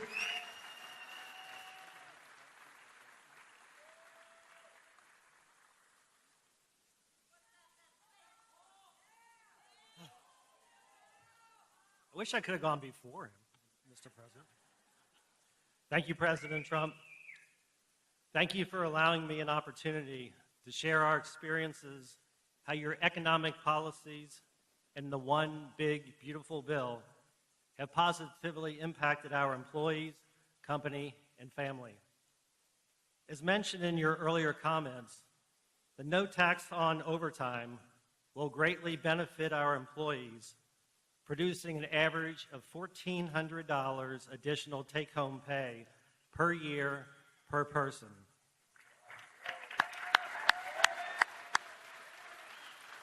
With this amazing benefit, the savings they will realize can be used to take a family vacation, provide further education for their children, pay bills, or make a down payment on a house or car.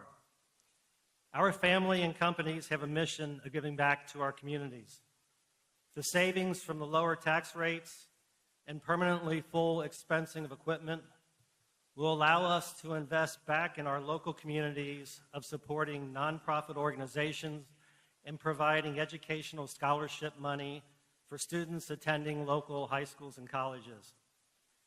Many of our Verst family owners and members who are with us today understands how vital the extension of the estate tax credit exemption is for the continuity and succession planning of our great family business. Our sweat and equity are tied to this building, many others, and our business. Without this extension, it is possible our thriving business would one day need to be sold to pay family estate taxes. President Trump, this is all possible because of your vision to make America great again.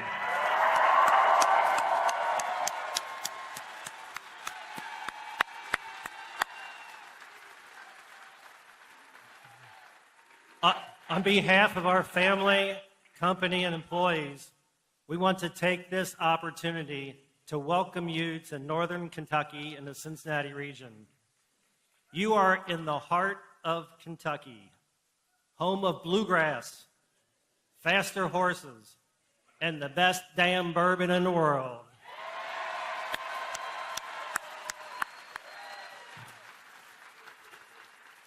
You are in Trump country right now.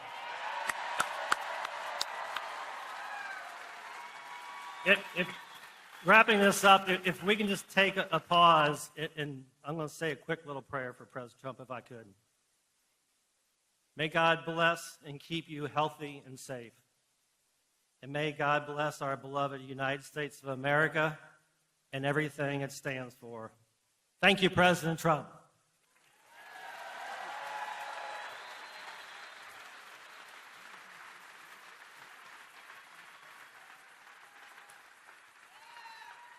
Thank you, Paul. Wow, he did a good job.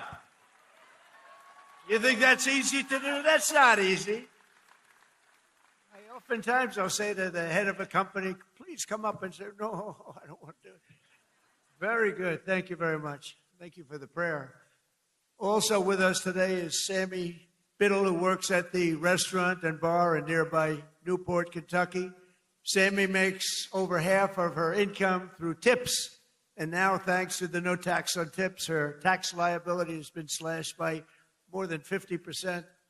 The average filer's tax refund this year has soared to nearly $4,000. You're saving $4,000, and Sammy's receiving even more, over $5,000. So Sammy's going to make over $5,000 more than anticipated, all because of the great, big, beautiful bill that the Republicans got passed. But with not one Democrat vote. They want to raise your taxes. They're going to raise your taxes. So, Sammy, come on up for a second and say hello, Sammy.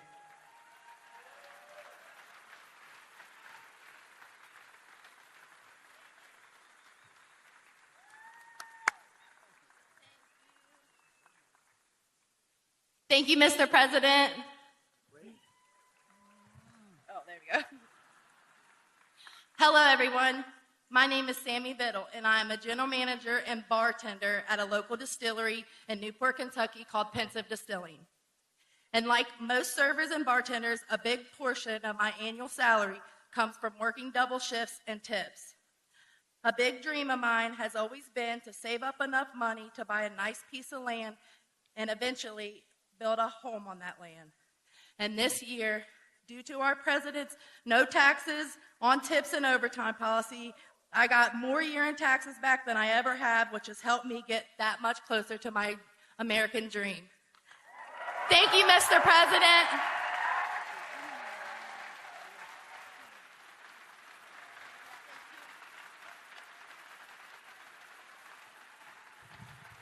That's pretty good, right? Thank you, Sammy. So millions and millions of Kentucky families will have more money in their pockets thanks to what we did with respect to tax cuts. And I just described what every single Democrat in Congress voted against it. Every single one, not one voted for it. They want tax increases, along with just one Republican voted against. You know what the name is? He is the worst person. His name is, what the hell? How did he ever end up in Kentucky? His name is Thomas Massie. How did he ever end up here, Paul? Anyway, no, Massie voted against tax cuts for seniors. He voted against tax cuts for overtime workers. And he voted against tax cuts for earners, tip earners. No, he wanted to increase the taxes. He voted with the Democrats. He voted against our historic funding for border security.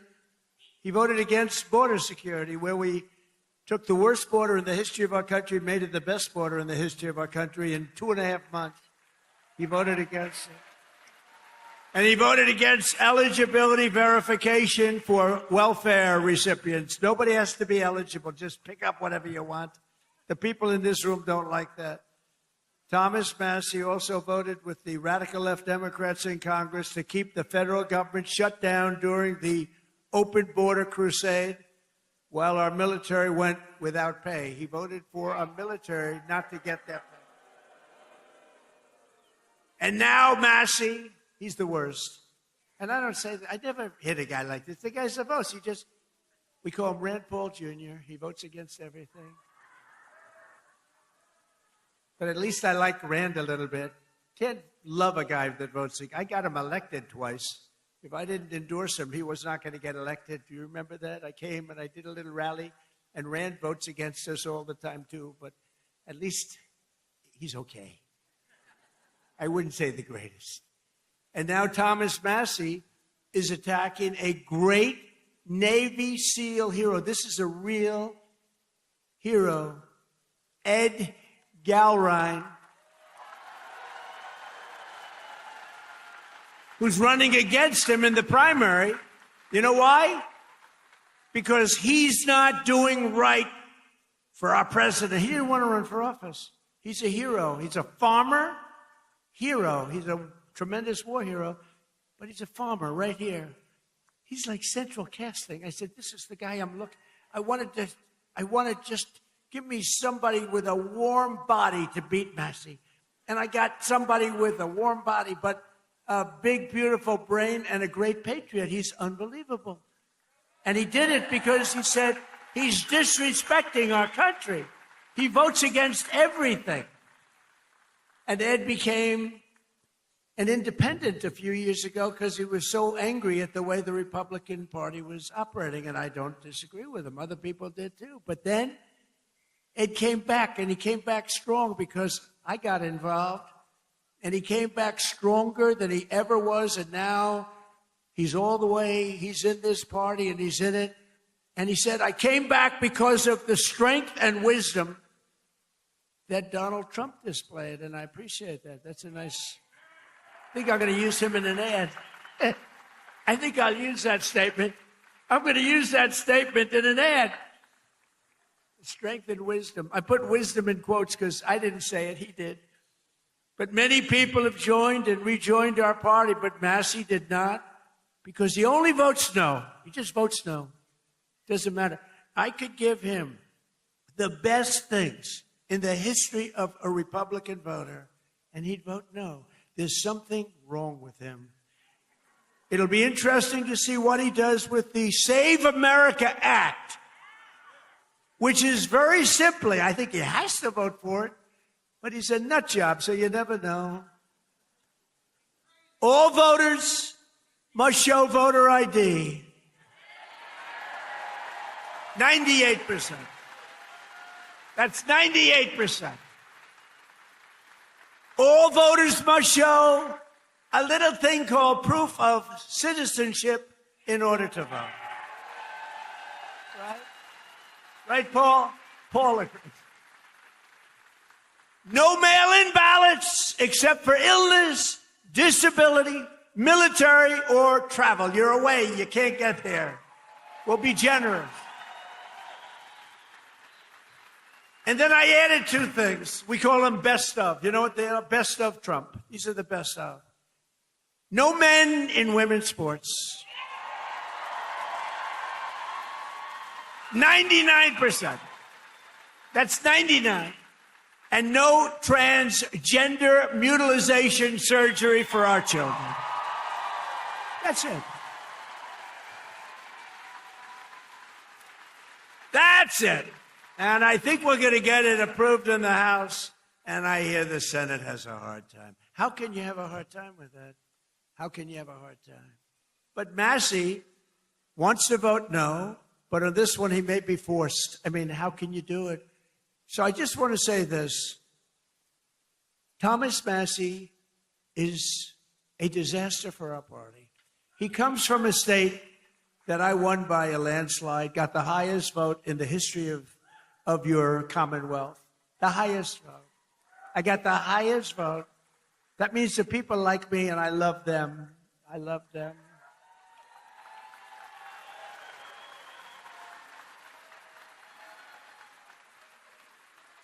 I love them more than they love me, but I still got the highest. Remember with your mother, I love you more than you love me. We revert back to childhood. But Massey's a complete and total disaster as a congressman and, frankly, as a human being.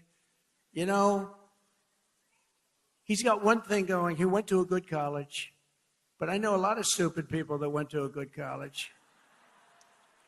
And my uncle was the longest-serving professor in the history of that particular college, university, MIT.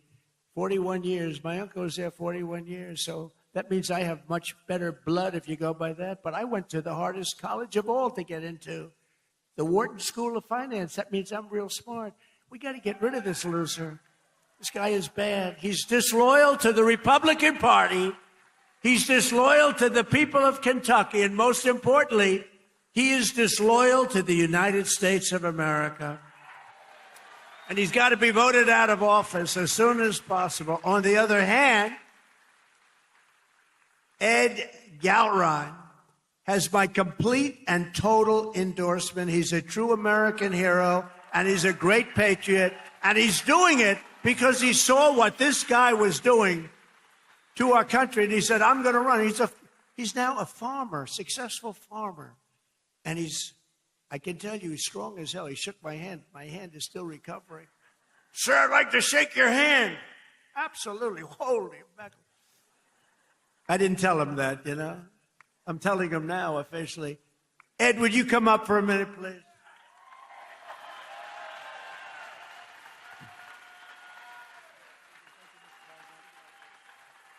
Mr. President, welcome to Kentucky and thanks for coming to the heartland.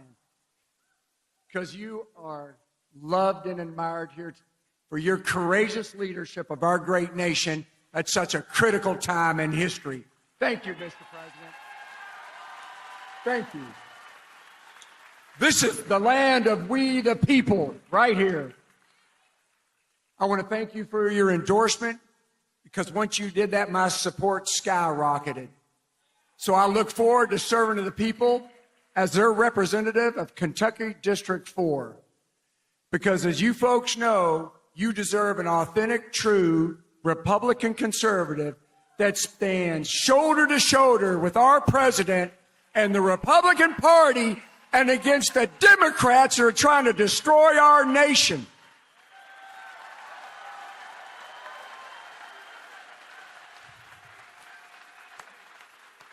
USA! USA! USA!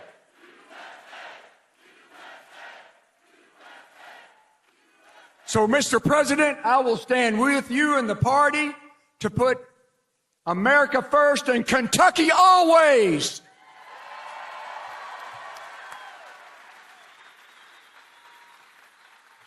Mr. President, I hope the fake news gets this.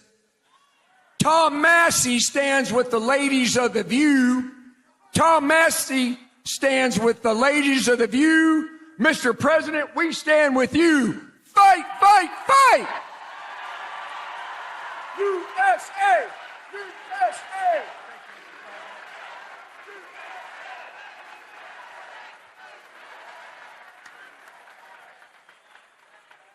I'm telling you, that is the greatest candidate.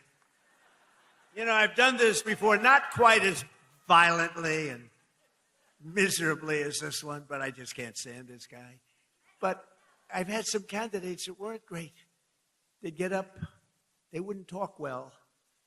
And I'm trying to beat like an incumbent bad congressman, senator, somebody. I do it all the time. If somebody's bad, I try and get him out of office. I should just leave it alone. My life would be a lot easier.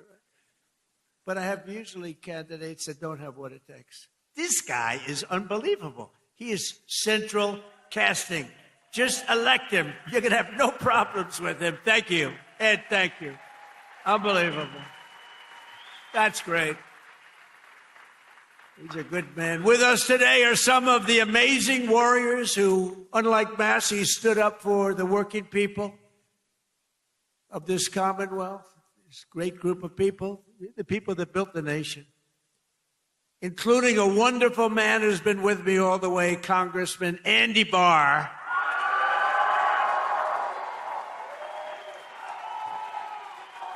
All the way.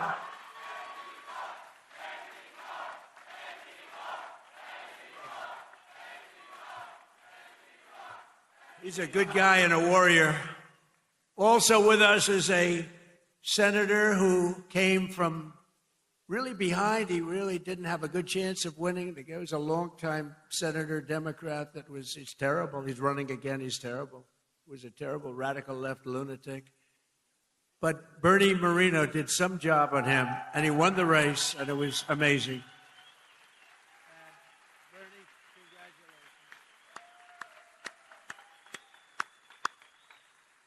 And thanks as well to CMS Administrator. You just saw him working. Dr. Mehmet Oz. He was just working.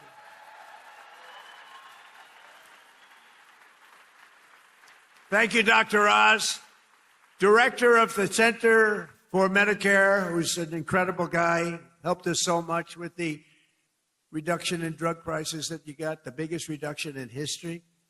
Chris Plump.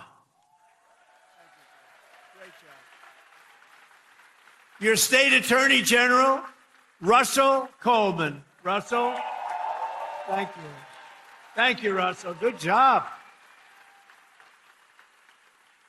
A wonderful Secretary of State. We have a good one in Washington, too. Marco. Do we like Marco? I think so. Your Secretary of State, Michael Adams. Thank you. Thank you, Michael. State Auditor, Allison Ball. Thank you.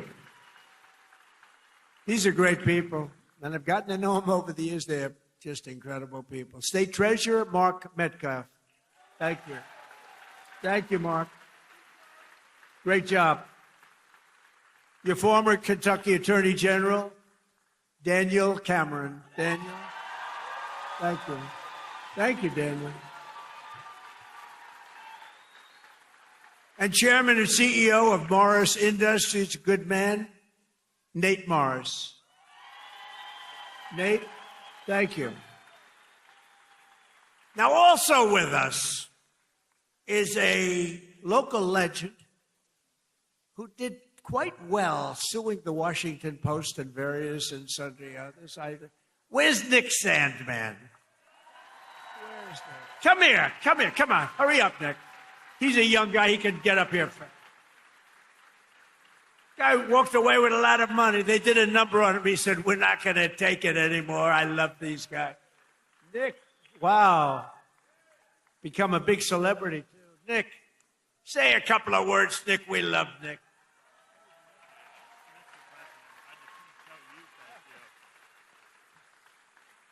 Well, thank you. And as I just said, really, the only thing I can say is, Mr. President, thank you. Thank you, and thank you to all of you, because it's us together which can beat the radical left. So thank you. We will always stand with you.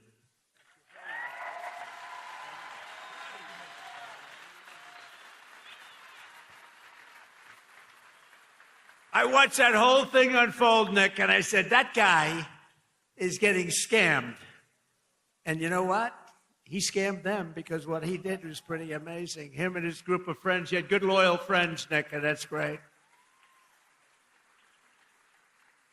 I loved it. I loved watching what he did.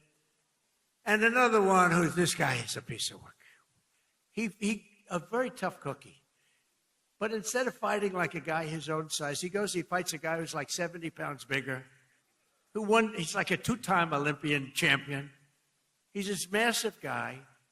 And my friend is a guy named Jake Paul. And I said, and I'm watching, I didn't realize there was a slight size variance, like about 7 inches and about 70 pounds. This guy fought like, I tell you what, he is courageous. He's an incredible guy. He's got a brand new, beautiful fiance, and you're not allowed to use the word beautiful when describing women anymore. It's the end of your political career, but I'll say it anyway. What the hell? She's beautiful. She just won the Olympic gold medal. Where's she? Where's Utah? She, gold medalist. Boy, I tell you, she's strong. That means she's strong. You better be careful. She's a beautiful person, and she's a big, strong athlete. I watched her win that gold, and they have an expression, if that were a fight, they'd stop it, right? She's great. But Jake Paul is a great guy, and, you know, part of the deal is he said, do you mind if I do an interview with you? I said, Jake, I'm the president of the United States. I don't do interviews. Look at Joe Biden. He went 2.5 years without doing an interview because he was shot. But he was shot 30 years ago, too. He was no good. But I said, Jake, I'm president. How can I do your local podcast? But his local podcast is big stuff. And he's big stuff. Jake, you got to come up. Come here. You got to come. This guy has guts. And he walked out with a broken jaw. Anyway, this was not the greatest fight. But you know what it showed? Lots of courage. Come here, Jake. Say a few words. These are your people. Yeah, what Mr. Trump has taught me is courage. You know, we never back down from a fight, even if they're much bigger than you, much, much bigger than you. And I feel all the local Kentuckians feel the same way. You guys have that fight. You guys have that swag. There's a lot of young kids in here. The future of America. I grew up just a few hours away from here, and my dad taught me to fight. And all of our voices matter in America. And I'm never afraid to speak the truth, and I know you guys aren't.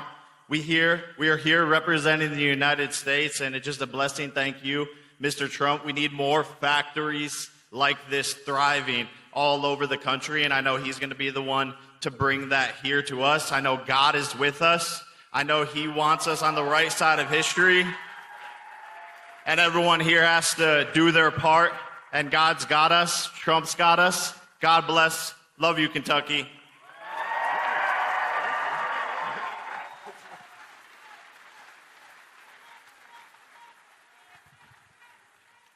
No, he's a great guy. He's a courageous guy and a talented guy. He's a hell of a fighter, too, by the way.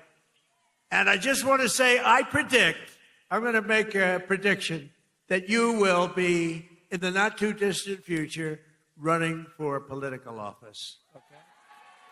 And you have my complete and total endorsement, okay? No, that's what we want. He's an incredible guy. A lot of courage and smarts. So in 4 long years, Joe Biden and the radical Democrats in Congress gave us the worst inflation in the history of our country, driving up prices all across the board. They left us a mess. In 12 months, my administration has driven down core inflation down to the lowest level in more than 5 years. And in the last 3 months, inflation was less than 1.7%. Under our policies, prices for chicken, eggs, cheese, butter, potatoes, and fresh fruit are lower today by a lot than when I took office. Hotel rates, automobile prices, and rent payments are way down as well. As a result of my direction to purchase $200 billion in mortgage bonds, a risky move, perhaps, but not for me. Mortgage rates are now the lowest in more than 5 years, and the annual cost of a typical new mortgage is down almost $5,000. And to help our great citizens afford their American dream, I recently signed an executive order to ban large Wall Street investment firms from buying up single-family homes.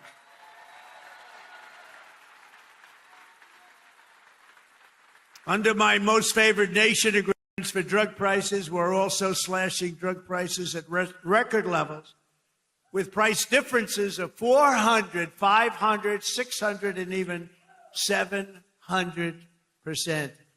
Can you believe it? And I got that with the drug companies, and then I had to convince foreign nations that it's not fair, and I used the word tariff, the beautiful word. I always said one of my most favorite, most beautiful words. I used to say it's my favorite word, most beautiful word, and the fake news killed me. They said, what about your wife? What about God? What about religion? What about your children? I said, okay, it's my 5th favorite word. Now I don't get in trouble. No, they actually went after. I said, it's my favorite word in the dictionary, the word tariff. And they killed me. These guys had the worst. For decades, Americans have paid the highest drug costs in the world. But now, thanks to our policies, Americans are going to be paying the lowest drug prices paid anywhere in the world.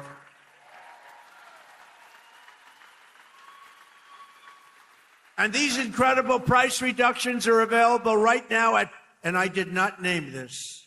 This was done by Dr. Oz and Bobby. Where's Oz? He's back with the patient. See, he stays with the patient. Where's Oz? Oz, is it true that I did not name this after myself? Okay, thank you. If he said no, he'd be out of here. No, he's done a great job. And is she okay, Oz? Good. Thank you. Great. Great job. She's okay.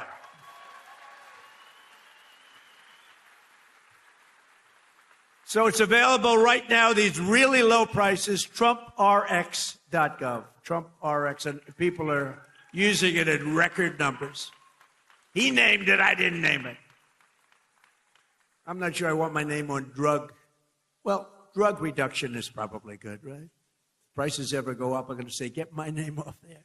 But they're not going to go up. They're only going to go down. Other presidents tried to do it, but all they did was talk. It was all talk, no action. I got it done. I got it done for you. Got it done for Kentucky. But it's doing record-type business, right? Biggest price reduction. I think it's one of the biggest things to happen in medicine because the prices are just a tiny fraction of what they were. So Trump RX is a major step toward a larger goal of reducing the cost of health care for hardworking Americans since the passage of the Unaffordable Care Act. You know what that is? I love the name. The Unaffordable Care Act. Oh, do the Democrats hate me? I wonder who hates me more, stupid Tom Massey or the Democrats? I think it's close. Well, they have Trump derangement syndrome. If we won that war, which we have basically done, if we won that war in one day, he should have done it faster. It's unacceptable. And by the way, if I didn't go in, now they like to complain. It's hard for them to complain. With that military is so incredible. But they like to complain. So let's assume I didn't go in. I was like every other president. Oh, no, let them kill people. Let them get an atomic weapon. Let them get a nuclear weapon that can destroy the world. So let's assume I didn't go in. They'd say, he should be going in. These are the worst people. Since the passage of the Unaffordable Care Act, sometimes referred to as Obamacare, named after Barack Hussein Obama. Have you heard of him? Big insurance companies have gotten rich with our government giving them hundreds of billions of dollars as their stock prices soared up to 1,700%. Under my plan, I want to stop all payments to big insurance companies and instead give the money directly to the people so that they can buy their own health care, which will be better health care at a lower cost, Dr. Oz. Okay?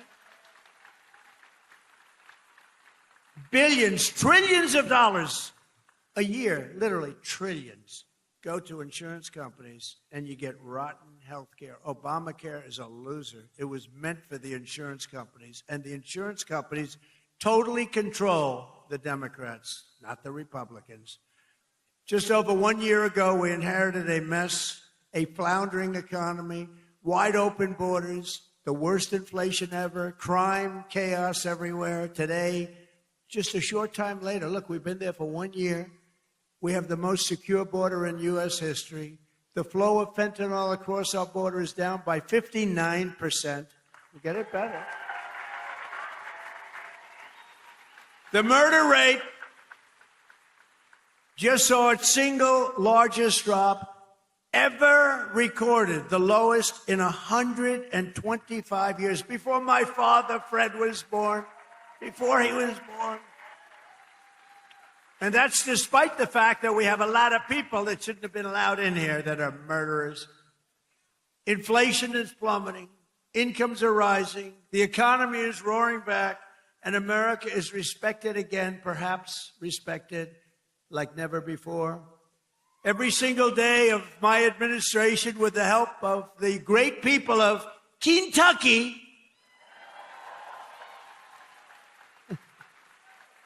yeah, I love Kentucky. We will keep on working, and we will fight, and we will win, win, win. And together, we will make America powerful again, front row Joe.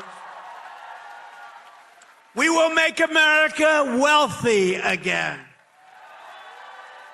We will make America healthy again. We will make America strong again, strong.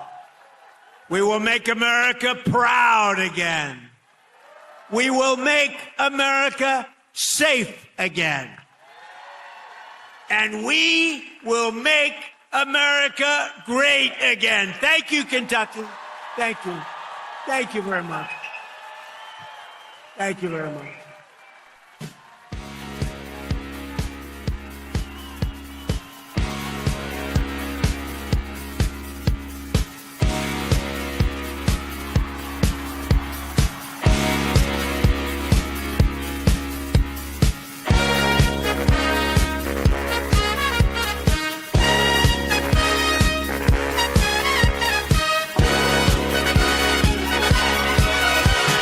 Young man, there's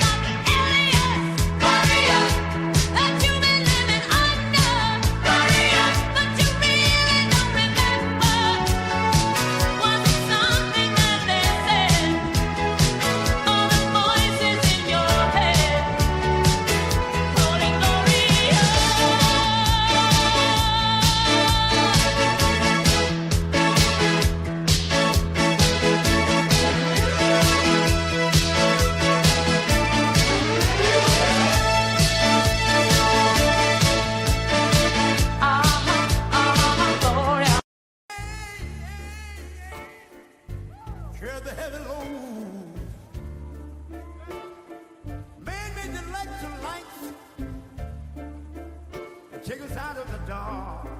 And man made the boat of the water.